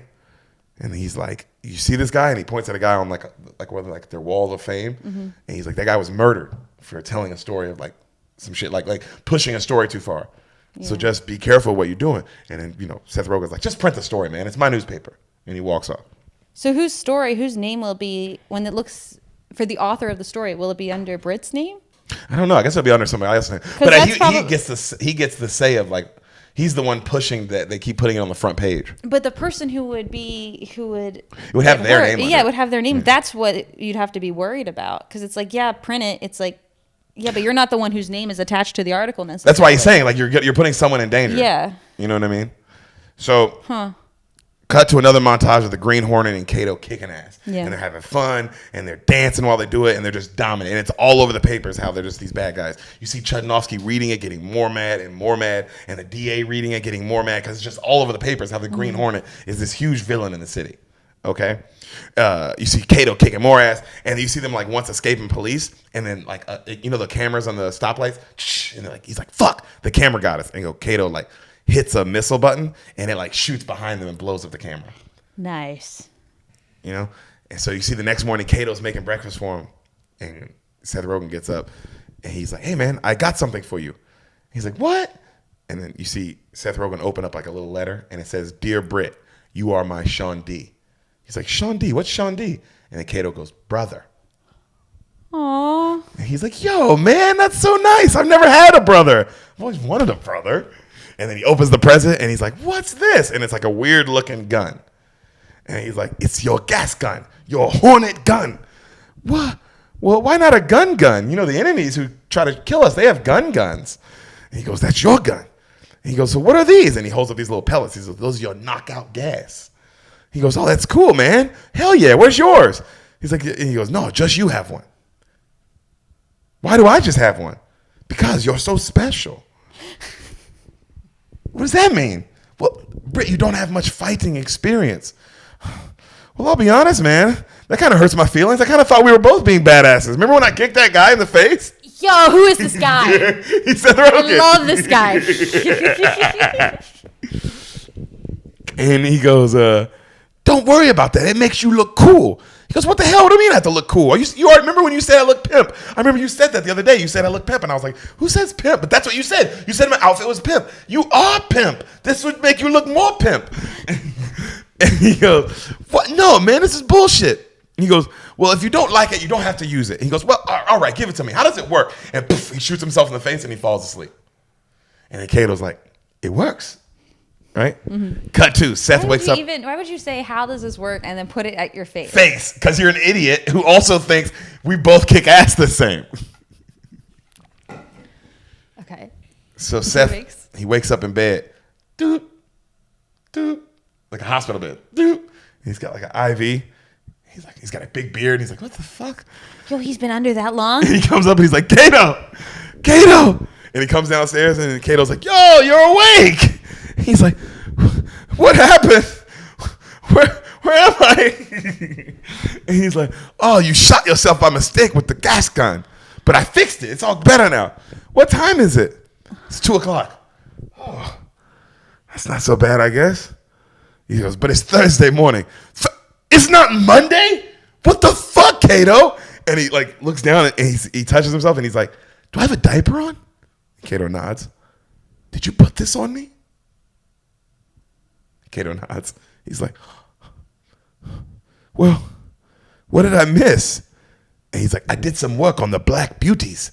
He goes, beauties? And then he opens the garage and he's made 3 more of the cars. Whoa. And he's like, what the fuck? How did you do this in 4 days?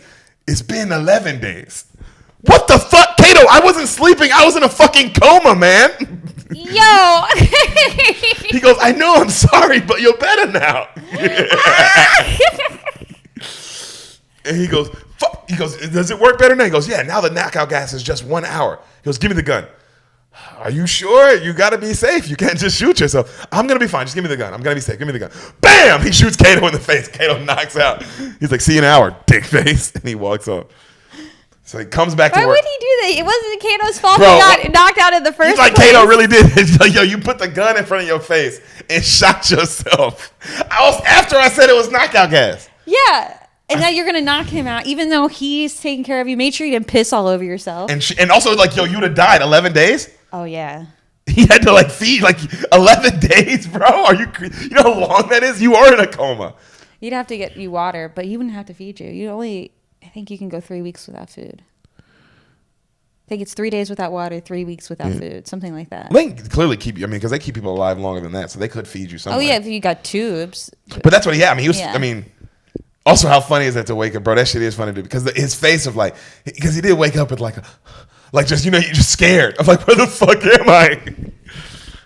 So he comes back to work and Cameron Diaz is like, hey, the DA's been trying to get in touch with you, blah, blah, blah. He ignores that.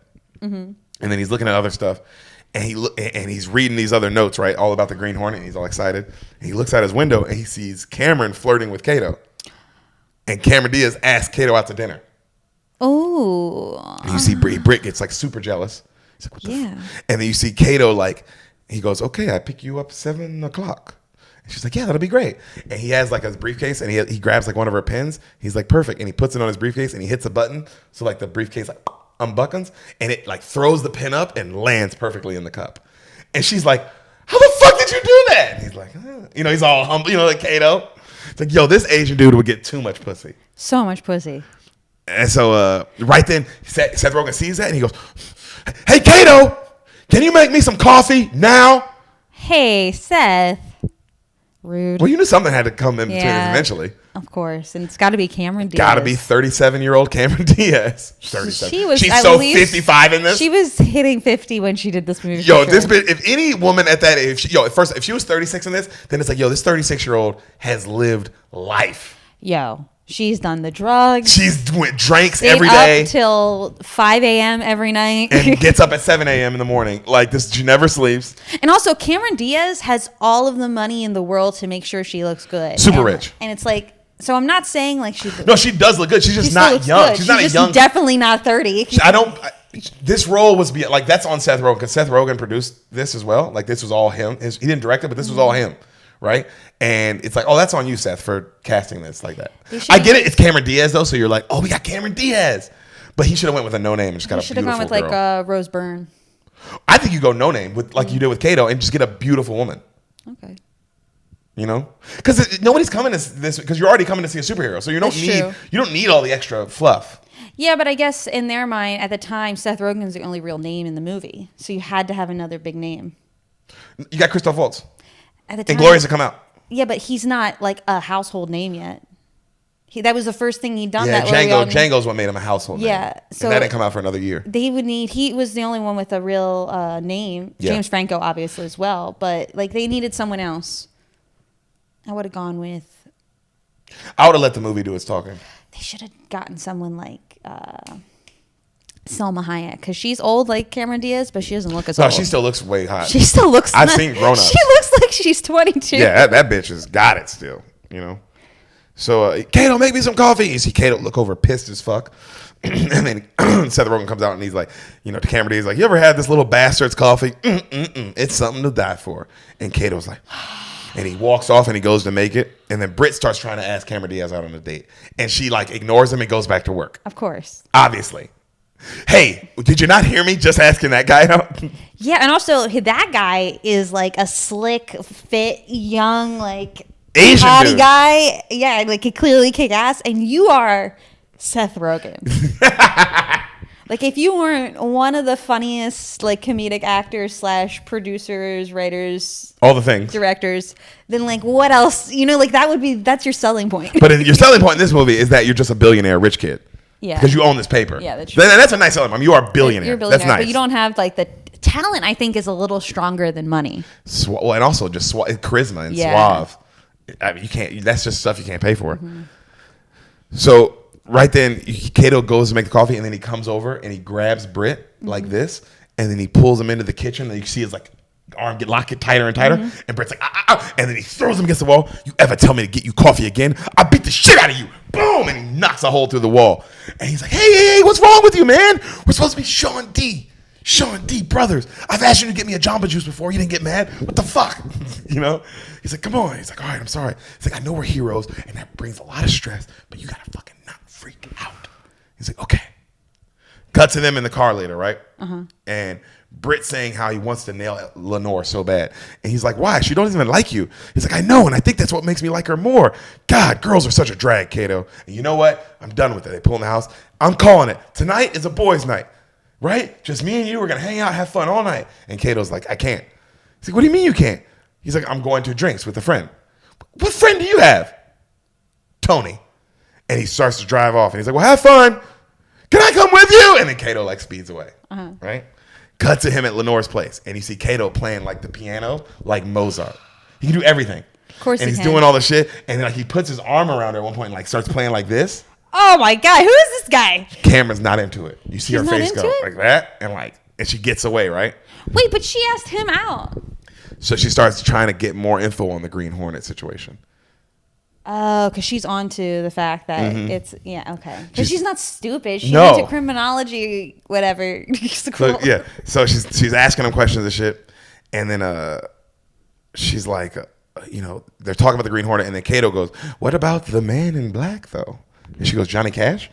And he goes, "No, the partner." She goes, "That's not his partner. That's just some dumb henchman, I'm sure. His sidekick or something. He'll get another one." And then he's like, he's like hurt. And then she goes, "But it doesn't matter anyway. They'll both be dead soon." He goes, "What?" She goes, "They've made way too much attention way too fast. Somebody's not going to like it. And whoever's really in charge is going to fucking kill him." And then he's like, "Oh, okay." Cut to, you see Chudnovsky's people looking for the Hornet, right? And they're telling him how he came out of thin air. We can't find anything, blah, blah, blah. And also, word's getting around town that people are getting more scared of the Green Hornet than you, boss. And Chudnovsky's like, "They're more scared of the Hornet than me?" And he goes, "Who said that?" And he goes, "The Korean said it." He goes, "Not Kim. Kim is one of my best friends. He would never say that." "I heard he said it."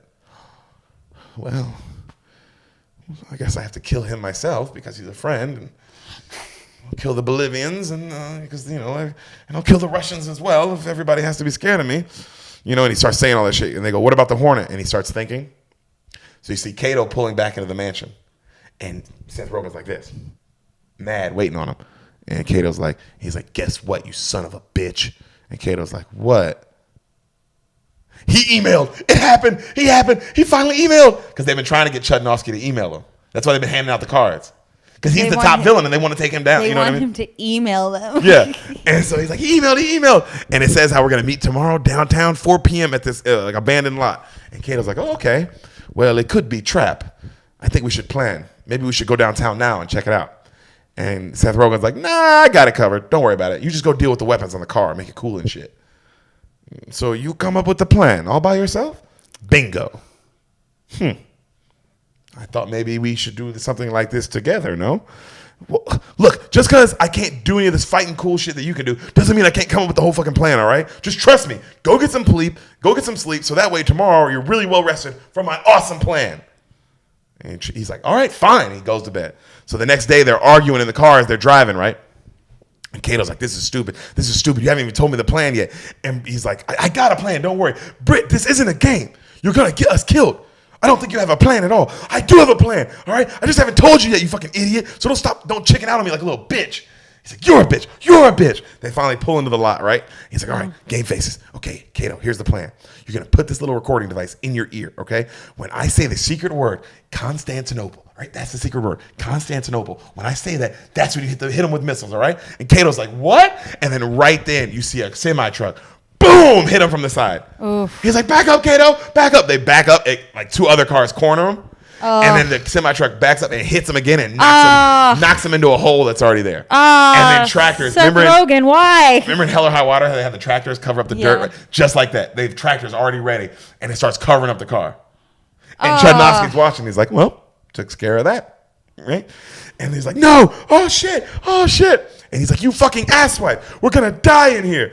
And he's like, "Well, with that attitude, we will. Come on, man. They're going to kill us alive. I can't breathe. He's like, okay. And Kato's like, "I have a plan." And he hits a bunch of buttons on the car. He's like, "What are you doing? Either killing us or saving us." "Well, don't blow us up." And then right then, Kato hits the button and like it blows the missiles on all the car. So it blows the car out of the dirt. And when it does, the car lands, boom, on one of Chudnovsky's number 2s. Ooh. And he's like, "No!" Right? And so they take off running, right? And they're getting shot at by some of his other gangsters. And Britt's shooting his fart gun, like the gas gun, and he hits one guy and knocks him out, hits another guy. You see Chudnovsky trying to hit him and he misses. And then Kato like grabs a rock and you see Chudnovsky like spin around in another truck and he starts coming at him and he's like, "Britt, when I smash window, you shoot in with gun. 3, 2, and he's about to do it and he turns and Britt's already like down the thing running. Every man for himself. Gosh, he's the worst. He's the worst. He's not a superhero. That's the whole point of the superhero is that the superhero is the sidekick. So this is pretty much the same movie I described, but instead of it being a car that comes and saves the day, it's this young Asian guy. Okay. Just call it Toyota. Yo, that was racist. Give me some. So they take off running. They get away. They take a taxi home. They're not saying anything to each other. And so they get up to the front of the door, and then he goes, Seth Rogen's like, so you're going to ignore me this whole time, huh? Wow. Just like a little baby. And Kato doesn't say anything, and he gets on his motorcycle. He's like, why don't you go home and drink some milk, you baby? You want some baby talk? Goo goo gaga, baby. And he walks in the house, and it's quiet. Kato cuts up his motorcycle. He's about to pull off, and then Seth Rogen comes back out, and he's like, wah, wah. And then he walks back in the house. And you see Kato come in like, he's all mad, and he comes in, he's like, hey, dickweed. And then Seth Rogen's like, who the fuck told you that? Yeah, people used to call me that in high school. Doesn't mean you should fucking call me that. Like, so that also was like, yo. He's like, you don't think I know that people call me that behind my back? I know. And then he goes, look, Kato, let me tell you something. We are not partners. And Kato's like, what? He's like, you're my sidekick. Get it? Sidekick. That's what you are. Batman, Robin, Scooby-Doo. He's like, what? And he's like, Kato's like, he's like, I did everything. I built the Black Beauties. I'm the one who saves the day with all the kung fu. You don't do anything. He goes, what? I didn't help? You don't think I helped you at all? He goes, what? Ejector seats? He goes, you said that was a good idea. Forget you, man. He goes, you know what you are? It's an egomaniac, exactly like your father. Ooh. He goes, yeah, well, you're a pathetic, jealous little man, Kato. And he goes, well, you know what else? Keep doing your thing with Lenore. It's going great. And he walks off. He goes, what is that supposed to mean, Kato? Huh? What the fuck's that supposed to mean? And Kato goes, I don't know. Oh! And he's like, don't you make those hand gestures, Kato! He goes, you know I like her. For you to do that, Kato, you keep talking shit like this, I'm going to beat the ever-living shit out of you. And Kato goes, I'd like to see you try. I'm a martial arts expert. You're just some snotty-nosed rich kid. He goes, yeah, well, heroes beat sidekicks, period. Whack! Slaps the shit out of Kato. What? I know. What a jerk. Kato obviously goes, boom, front kicks him like over the couch. Ah! And then he goes, all right, we've had enough. And he goes to help him up. And Britt's like, all right, I'm done. And then Britt gets up. And then Britt, boom, knees him in the nuts. Sacked you like a bitch, Kato. And then he grabs him and he like throws him over the bar. Right? Yo, this guy sucks. I know. He really does. So you see, Kato gets up and comes around and starts kicking the shit out of him. And like doing like the Street Fighter noise, like, Hadouken, Hadouken, like fucking him up. And he goes, now I really hurt you. And then Seth Rogen's like, I'd like to see you try. Boom, another front kick. He like goes through a window. And then he comes back in. And then Britt's just like throwing stuff at him, right? And Kato kind of like keeps like knocking stuff and like pop, hitting, like slapping him, like pop, just fucking him up really easy. And then Britt finally throws a TV at Kato, and it hits him. And so Kato grabs Seth Rogen's face and he hits him on the TV like boom, boom, boom, boom, boom. How do you like it? And Seth's like, I don't like it. Boom, boom, boom, boom, boom.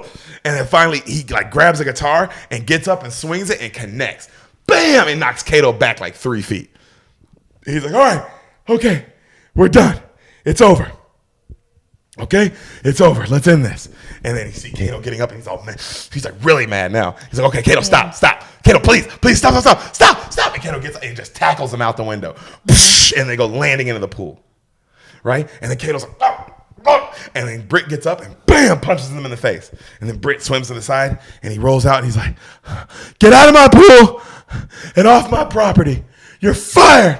I don't need you. And then you hear Kato go, help. I can't swim. Help! I can't swim! Help!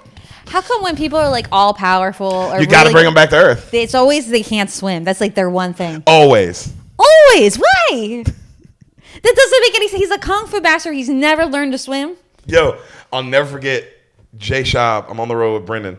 And Brendan's brother, Jay, this is one of the funniest things Jay Schaub ever did. He sends us this meme, like in the group chat, like that he thinks is so funny. He's like, yo, how funny is this? Right? With a bunch of like laughing emojis. And it's this black kid. It's like a real letter of this black kid who just recently died. And he had like a 4.5 GPA. He, in like all the things that he accomplished. He accomplished like so many things and won so many awards for like science things and like all this stuff. And he died at like 17 from drowning in a pool. And he was like, he could do all that, but he couldn't swim. And then we were like, yo, Jay, what the fuck is wrong with you? Like, even Brendan was like, yo, this is the most unfunny, tragic thing I've ever real read. thing that happened. Yeah, it was real. And Jay thought it was so, like a meme. He was like, is this a good meme? It's like, no, that's not a meme. That's called the New York Post, Jay. Yo. This is one of the funniest things Jay ever did, bro. My God. So he throws like a floaty to Kato, and Kato grabs it and he swims to the side and he's all fucking scared. And he's just, and he leaves. So he goes to Lenore's place, and when he knocks on Lenore's door, she sees it and she goes, and she punches him right in the face. And she goes, Britt called me and told me what you said. I never slept with you. I didn't do anything with you. And now I'm fired. And she slams the door. And Kato's like, So you see cut to Chudnovsky's at a funeral for his homie. Mm-hmm. Right? And he's all mad. And he's like, I'm sick of this Green Hornet. The bounty. How good is my impression? It's actually really spot Pretty on. spot on. Honestly, I would be disappointed in you if it wasn't this good. Because we've watched like 5 movies with him in it recently. Like in the last week, we've been watching like nothing but 3 of them were Django. Yeah, Django 3 times. And then Inglourious twice. He only has 3 movies. Wasn't there something else we watched? No, he was in a James Bond movie. He's one of the villains. I didn't like that James Bond movie though. The one with the what's his face? Blondie? The young guy? Daniel Craig. Yeah, that one. Yeah. He's the only blonde Bond, isn't he? I think so. Yeah, he is. He is. Good point. He is the only blonde Bond. That's how I keep track of them. So, the bounty is $1 billion. Dead, if possible. Alive, if necessary. Ooh. I want the head of the Green Hornet, and I want it tonight. He also says everything that's why he's such a good actor, because he says everything. Yes, his enunciation is crazy. Perfect. All right. Cut to, we see, I love this shot in the movie. We see one guy, like his number one guy, go and tell another guy, and the camera splits. It's like a montage. And then that guy goes and tells another guy, and the camera splits. And then, so you see that by the end of it, the camera's just like a million little boxes. Yeah. Because you see, and it's people just telling people, right? That's a cool way to do it. It was really cool edit. I was really cool. And then cut to, we see random people wearing green, all getting murdered all over the city. Wow. Remember, he said, if you keep promoting this on the paper, it's going to be a problem. Yeah. So Brent cut to the papers next day. Britt gets the paper and he sees, and the number 2 is like, I warned you about this, Britt. You kept heightening this, and here it is. Stay out of my way and let me run this paper. And he throws it on the end. Like 13 people were murdered last night, all just because they were wearing green. That's a lot. That would be front page in any city. That would be like, what the? Also, we would never wear green again in that city We would ever. never wear green again. So, and it's also LA. So it's like, damn. Yeah. It's a major color I can't wear. That is a big color. And also, you can't wear red in LA anymore. So wait, you tell me I can't wear red, green, or red, blue? Yeah. Damn, gangs. It's just all purple. And that's a gang too. Yeah. So, on the news, Kato's watching and he's pissed because he sees it. All the people died. So the district attorney comes to talk to Britt, right? And Britt says, man, I feel terrible. I can't believe this happened. I feel like this is all my fault. And the DA is like, hey, man, you know what you got to do is look at these things like small, isolated incidents. Because, I could help you in certain ways, and maybe you will enjoy some compensation in return. He's like, Frank, are you wanting me to slant the news for you? He's like, no, I'm just saying we help each other out and we both get ahead. And Seth Rogen's like, oh, I get it now. You went to my dad, he rejected, so you come to me because you think you can just walk all over me? And then the guy goes, you overvalue your dad's integrity. And Seth Rogen's like, get the fuck out of my office. The guy leaves, and then he goes and does his homework, and he finds out his dad was making deals with the DA. Which is kind of weird because we had this whole idea that the dad is a pretty upstanding paperman. We did, didn't we? Well, also, I guess you're more than willing to let your son's shenanigans make it to the paper in order to hide the fact that you're skewing the paper at other places. That's smart, actually. Because then they're like, well, why wouldn't he do that there? He's clearly honest. Yeah. Which is probably what they do, Sam. That's super tricky. I wouldn't be surprised if they put the veil over us like that in a million different ways. Bezos owns a paper. The Post, the Washington Post. Not surprised at all. Why wouldn't he? Why wouldn't he? I'm sure that's why the Washington Post just says Amazon's the greatest thing in every single article. They actually don't do like super intense leaning on Amazon, but I wonder why. It's for power, and he lives in DC now because he's like, I think he's going to go political. Yeah. Yeah. He already runs the country. Yeah. Sure, he's trying to get the one world government thing going so he can actually really run the world. What would be really cool is if he and The Rock run for president on the same year. He'd have to let The Rock be president. Yeah, he'd have to be like. He'd have to be okay with being vice and doing all the dirty. He'd have to be Dick Cheney. That actually would make sense. Mm-hmm. You let The Rock be the face, George Bush, just a silly, fun, dumb guy who's like, make sure you get your morning protein, everybody. All right, I'm the president. Have a good day. Drink Terramana tequila. Hey, get your Terramana in, but not too much. It's a work week. You know, like that is our president. Dude, I can't wait to see our president. I can't wait. It's going to happen. You know it's going to happen. It has to happen. I can't wait.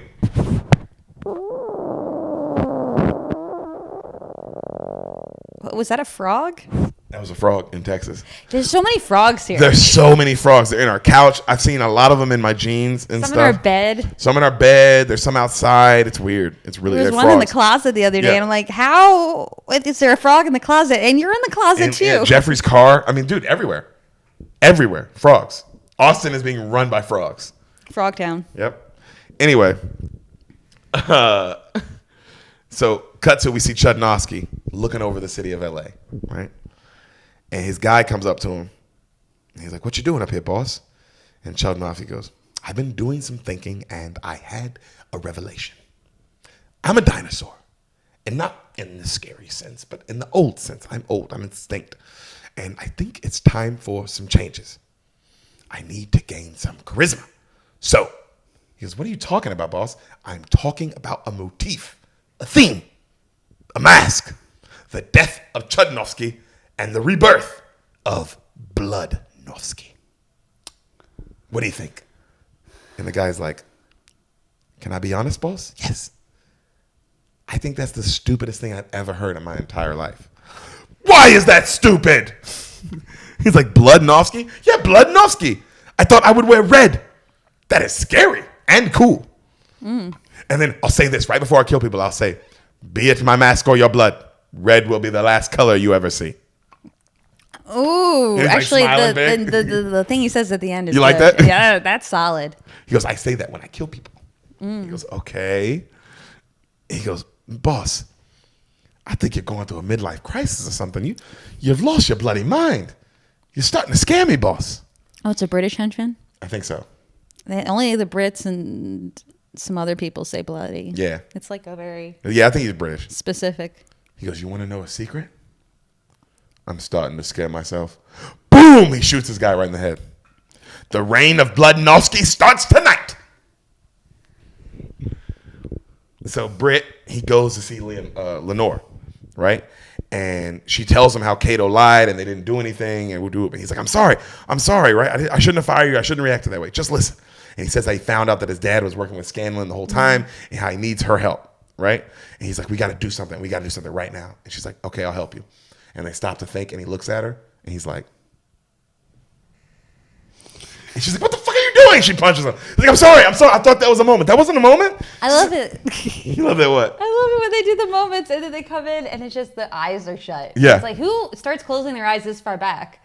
I like, remember what happened in Thor Ragnarok? Thor, he did that to the Tessa Thompson at the end. Oh, he does do that to her. It happens a lot. I feel like that should happen to Thor so much. Even though he's hot, it's funny if that kept happening. It'd be funny if that always happened to him. It is funny that a hot guy gets rejected. Natalie Portman rejected him, I think. She was into him in the first movie, but I think she leaves him in the second movie, right? Because she's not in any of the rest. I thought that they had like some sort of fight. Yeah, big breakup. But I don't think she's gone. I think she's gone. It's possible. Because he's clearly into Tessa Thompson now. He is. And she's into him. I don't think Natalie Portman wants to do these movies long term. No. Yeah. Also, it sucks for her. She was only the two bad ones. Yeah, but I don't think never seen the second one. She doesn't strike me as the kind of actress that's like, I like making that kind of film. God, no. And also, she doesn't get to be the lead. There was never going to be room for her to like. And she's not a badass like Black Widow or somebody cool, you know? Or even like how fucking Gwyneth Paltrow gets a fucking suit. Yeah. You know? So, she's like, no. And then he doesn't kiss her. And she's like, all right, I'll come back and work for you, but I want double my salary and a parking spot. He goes, you don't have a parking spot? She's like, no. And he's like, oh, wow. Okay, yeah, I'll get you a parking spot. And he's like, all right, deal. So cut to, we see Cato. He's trying to make a resume, and he doesn't know what to write. It just says Cato's resume and has nothing on it. And then it said, like, martial arts expert. And he's like, oh, he just erases it. And so you see the DA call Britt again, right? And he says, in an apology to him, Like, hey, you misunderstood me, whoop-de-whoop, right? As this is happening, you see Bloodnowski send an email to the Green Hornet, and Kato's reading it. Like, what the fuck? And it's offering the Green Hornet, hey, let's split LA. I'll take the L, you take the A. 50-50, you know what I mean? Like, whoop-de-whoop, it'll be our city. And he's like, okay. Cut to Cameron Diaz, says to Britt, like, hey, say you want to meet him, and we'll wear a wire, and we'll get the DA on tape.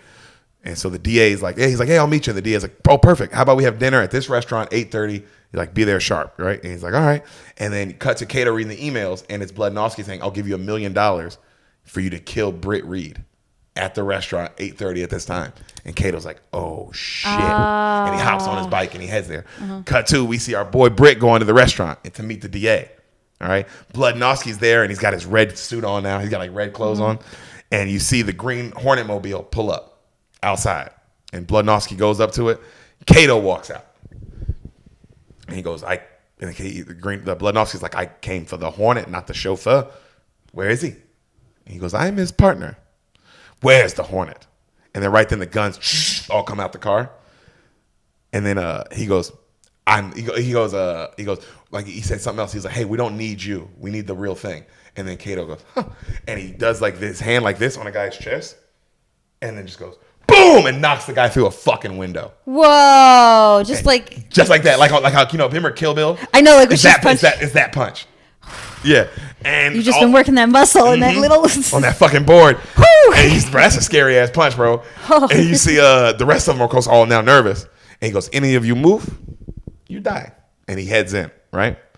So the DA looks at our boy, and he goes, all right, this is the deal.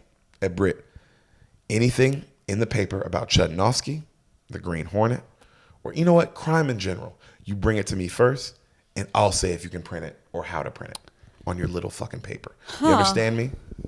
He goes, so you want me to let you write the news? Now you get it. Well, let me tell you something, D.A. Scanlon. You just got played, player. And he holds up his recording device. Recording device, you stupid smuck. Why would he? And he goes, I own a newspaper. Why would you believe this? You're a fucking idiot, man. And you see the dude like, and he goes, you know this is going to be on the front page of the paper tomorrow? And he goes, well, it won't do you any good. He goes, why is that?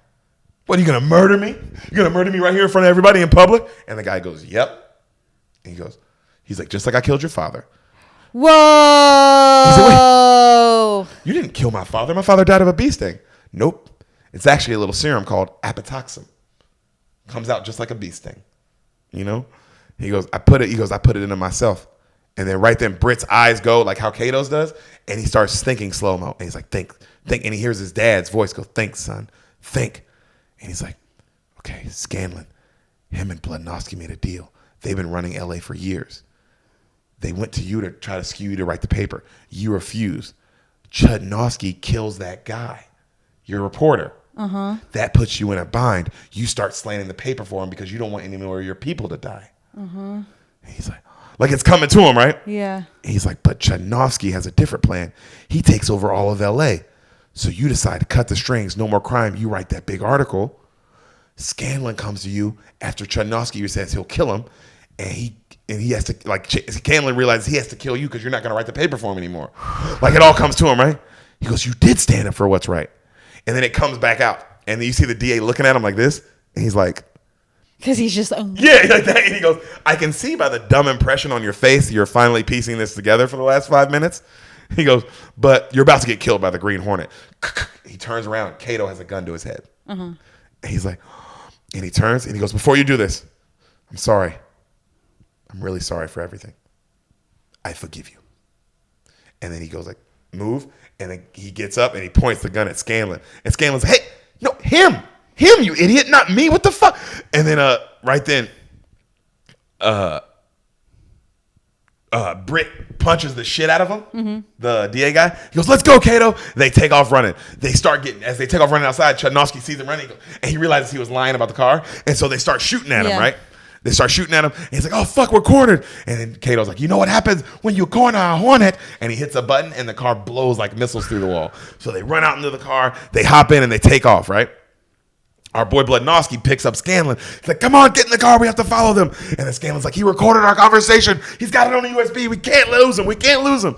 So we see Kato, right? And he's driving. He's like, yo, drive to the Sentinel. So the Sentinel, the paper. We got to get this on the internet now. All right? My dad was a good guy, Kato. He was a good guy. And Kato goes, I thought he was a dick. And he goes, I mean, well, okay, he was still like a dick, but I can't get into it. It's a lot of emotions right now, Kato. It's a lot. And so he starts apologizing. And then they have they have these dope like door guns. He's like, use your, and like they're really cool. Like they open the door and it's like a handle on a gun almost. Oh, cool. And they're like blowing up bad guys and they're kicking ass. You see a bad guy like have a Gatling gun come out their car and they're trying to shoot at the Green Hornet car. It doesn't do anything. And Kato's like, take the wheel. He's like, what? Take the wheel. And so he takes the wheel and Kato jumps onto the other car, right? And pulls out fucking nunchucks and starts fucking these niggas up. What? Bro, he's such a badass. Yo, and he's just standing on top of his car as Like, it's going. like just fucking niggas up, bro. Awesome. And so, and he yells for him to do something. He's like, use the some kind of missile. Use the missile. And then Seth Rogen goes, oh, this is in Chinese. Why wouldn't you write it in English for both of us? Which is a great point. It's like, why wouldn't you expect that sometimes I might have to drive? Yeah. And so Kato finally hops back in the car. He's like, all right, good job. He's like, we made it to the Sentinel. So they drive the car right into the Sentinel, right? Like physically into They it. drive through a window and Okay. it lands like in the paper printing part. Oh, gosh. So you see okay. like papers getting printed around them and shit. And then they get out to, like the gangsters are still shooting at them. And they open the door, get out the car, and Britt drops the USB. Britt! Jesus Christ. He's like, shit. And Kato's like, what? He's like, I dropped it. And Kato's like, oh. You know? And so he goes, go get it. I cover you. So Kato starts shooting cover for him, right? You see Bludnowski walk up. And he's got all red on and a mask. And he pulls his gun out on the Green Hornet. And the Green Hornet stops. He goes, whether it be my mask or your blood, red will be the last thing you ever see. And then Green Hornet goes, what? And he pulls out his like Hornet gun. And bam! Shoots him in the face. But he's got a mask on. So he's like, ah! Oh, yeah, it doesn't affect him. And so you see Kato kicking motherfuckers' asses. Britt gets the USB. The bad guys are shooting at him like crazy. He runs, and you see him running. He's like, Kato, I got it. Save me. Kato, out of the corner of his eye, like spots him in like that slow-mo. And like he sees like it goes red around him. And he's like, and he starts rocking the car like this. And he's hitting the gas, and finally the car and like boom, boom, boom, like lands on the ground. And he drives, and then he's like, jump, and fucking he jumps and he climbs in, and then like Seth Rogen climbs in, right? And he goes, all right, what do we do? He goes, all right, I got to take this upstairs. Drive me to the elevators and I'll take it from there. And Kato's like, no, we stay together from here on. And he drives the car into the elevator and it starts going up. And as it goes up, it cuts off the back half of the car. So now it's just them in the front half of the car. Does that make sense? No, it doesn't make sense because you told me that this car is absolutely indestructible. No bullets can penetrate it, but an elevator can cut it in half. Well, leverage can do anything. It's an elevator, so they're going up. That doesn't mean it couldn't like jam. The elevator could jam. Not on concrete. And those metal wires are pulling it and it's concrete. Like it's gonna eventually give. Okay, in the comments, please, if anyone else is on my side, it doesn't make sense. So the car is now split in half. He's like, what still works? He's like, the machine gun and front wheel drive. And he's like, well, what are you gonna do? Drive it on 2 tires? Then motherfuckers start driving around the office on the front 2 tires. Crazy. Because the tires are like so cool. Like they're so big they can lift up the car, right? So they're shooting missiles. Kato's fucking them up. You see Britt running and he's uploading. And it's like 1 minute. He's like, 1 minute, this will be all over the world. And then it goes dark in the office. And Chudnovsky walks in. Yeah, they cut the Right? power. That actually makes the most sense. The villain's cutting in and he comes in and they come up on the car, guns out, and nobody's in the car. And then just like fucking Batman, one by one, you see a motherfucker taking all of them out. And Chudnovsky's getting like, and it's just him. And he looks up and he sees him and he shoots up. And some shit falls out the ceiling and it lands on Kato. Ooh. And Kato's like, ah! It like lands on his leg. So Britt, like right there, cut back to Britt on the computer. It finishes uploading. He realizes there was nothing on the USB. He never hit record. And he's like, no, I'm so stupid. Right then Scanlon comes in shooting. Give me that USB. And he's like, you want it? Go get it. And he throws it, right? And so Bludnowski gets right in front of Kato and he's on him. He's like, I'm Bludnowski. I killed 1,000 before and I'll kill 1,000 more. And then you see Britt sees Bludnovsky, right? And Bludnovsky says his line, "Whether my mask or blood, red will be the last thing you ever see." And he gets the gun right on Kato's face, and Kato's like this. And then you see Britt, and it does the Kato vision. And he sees all the bad guys. And like the hero music kicks in, and one by one, he starts fucking them up. What? Boom, boom, boom, fucks another one. And he has like a chair, and he fucks up one more, and he gets right on Bludnovsky, and as he comes to him, he trips over his own feet. Bam, and he falls. And Bludnovsky kind of looks at him, and then gives Kato a second to, bam, kick the guy and punch him off of him. So Bludnovsky backs up, and he grabs a wooden stick, and he goes to hit Kato with it. Kato splits it in half. Nice. Grabs him from him. Boom! Stabs him right in the eye sockets. Ah! Ah! And he passes out. He dies. Oh, what a terrible way to die. Oh, terrible way to die. Oedipus Rex way to die. Good call. Definitely the Oedipus Rex way to die. Oh. So Scanlon, he has the USB, right? And Kato's like, hand over that USB. Hand it over now. And Britt's like, yeah, we need that USB. Hand it over. And right then the police come in. And Scanlon's like, that's the Green Hornet. Shoot him. And they start shooting the Green Hornet, and they hit Seth right in the shoulder. Ah! So Kato has to drag him to the half car, right? They get him in the car. And he's like, Kato, I screwed up. Scott, he's going to get away with everything. Scanlon, he's going to get away with everything. He's got the USB. And he goes, no, he won't. And Kato starts driving, and he fucking drives right into Scanlon, right out the window on like the 30th floor. So now they're falling. Ah! Fucking Kato hits a button. Ejector seats! Scanlon, boom, dies. You see them with the classical and the remember the thing that comes out the seats?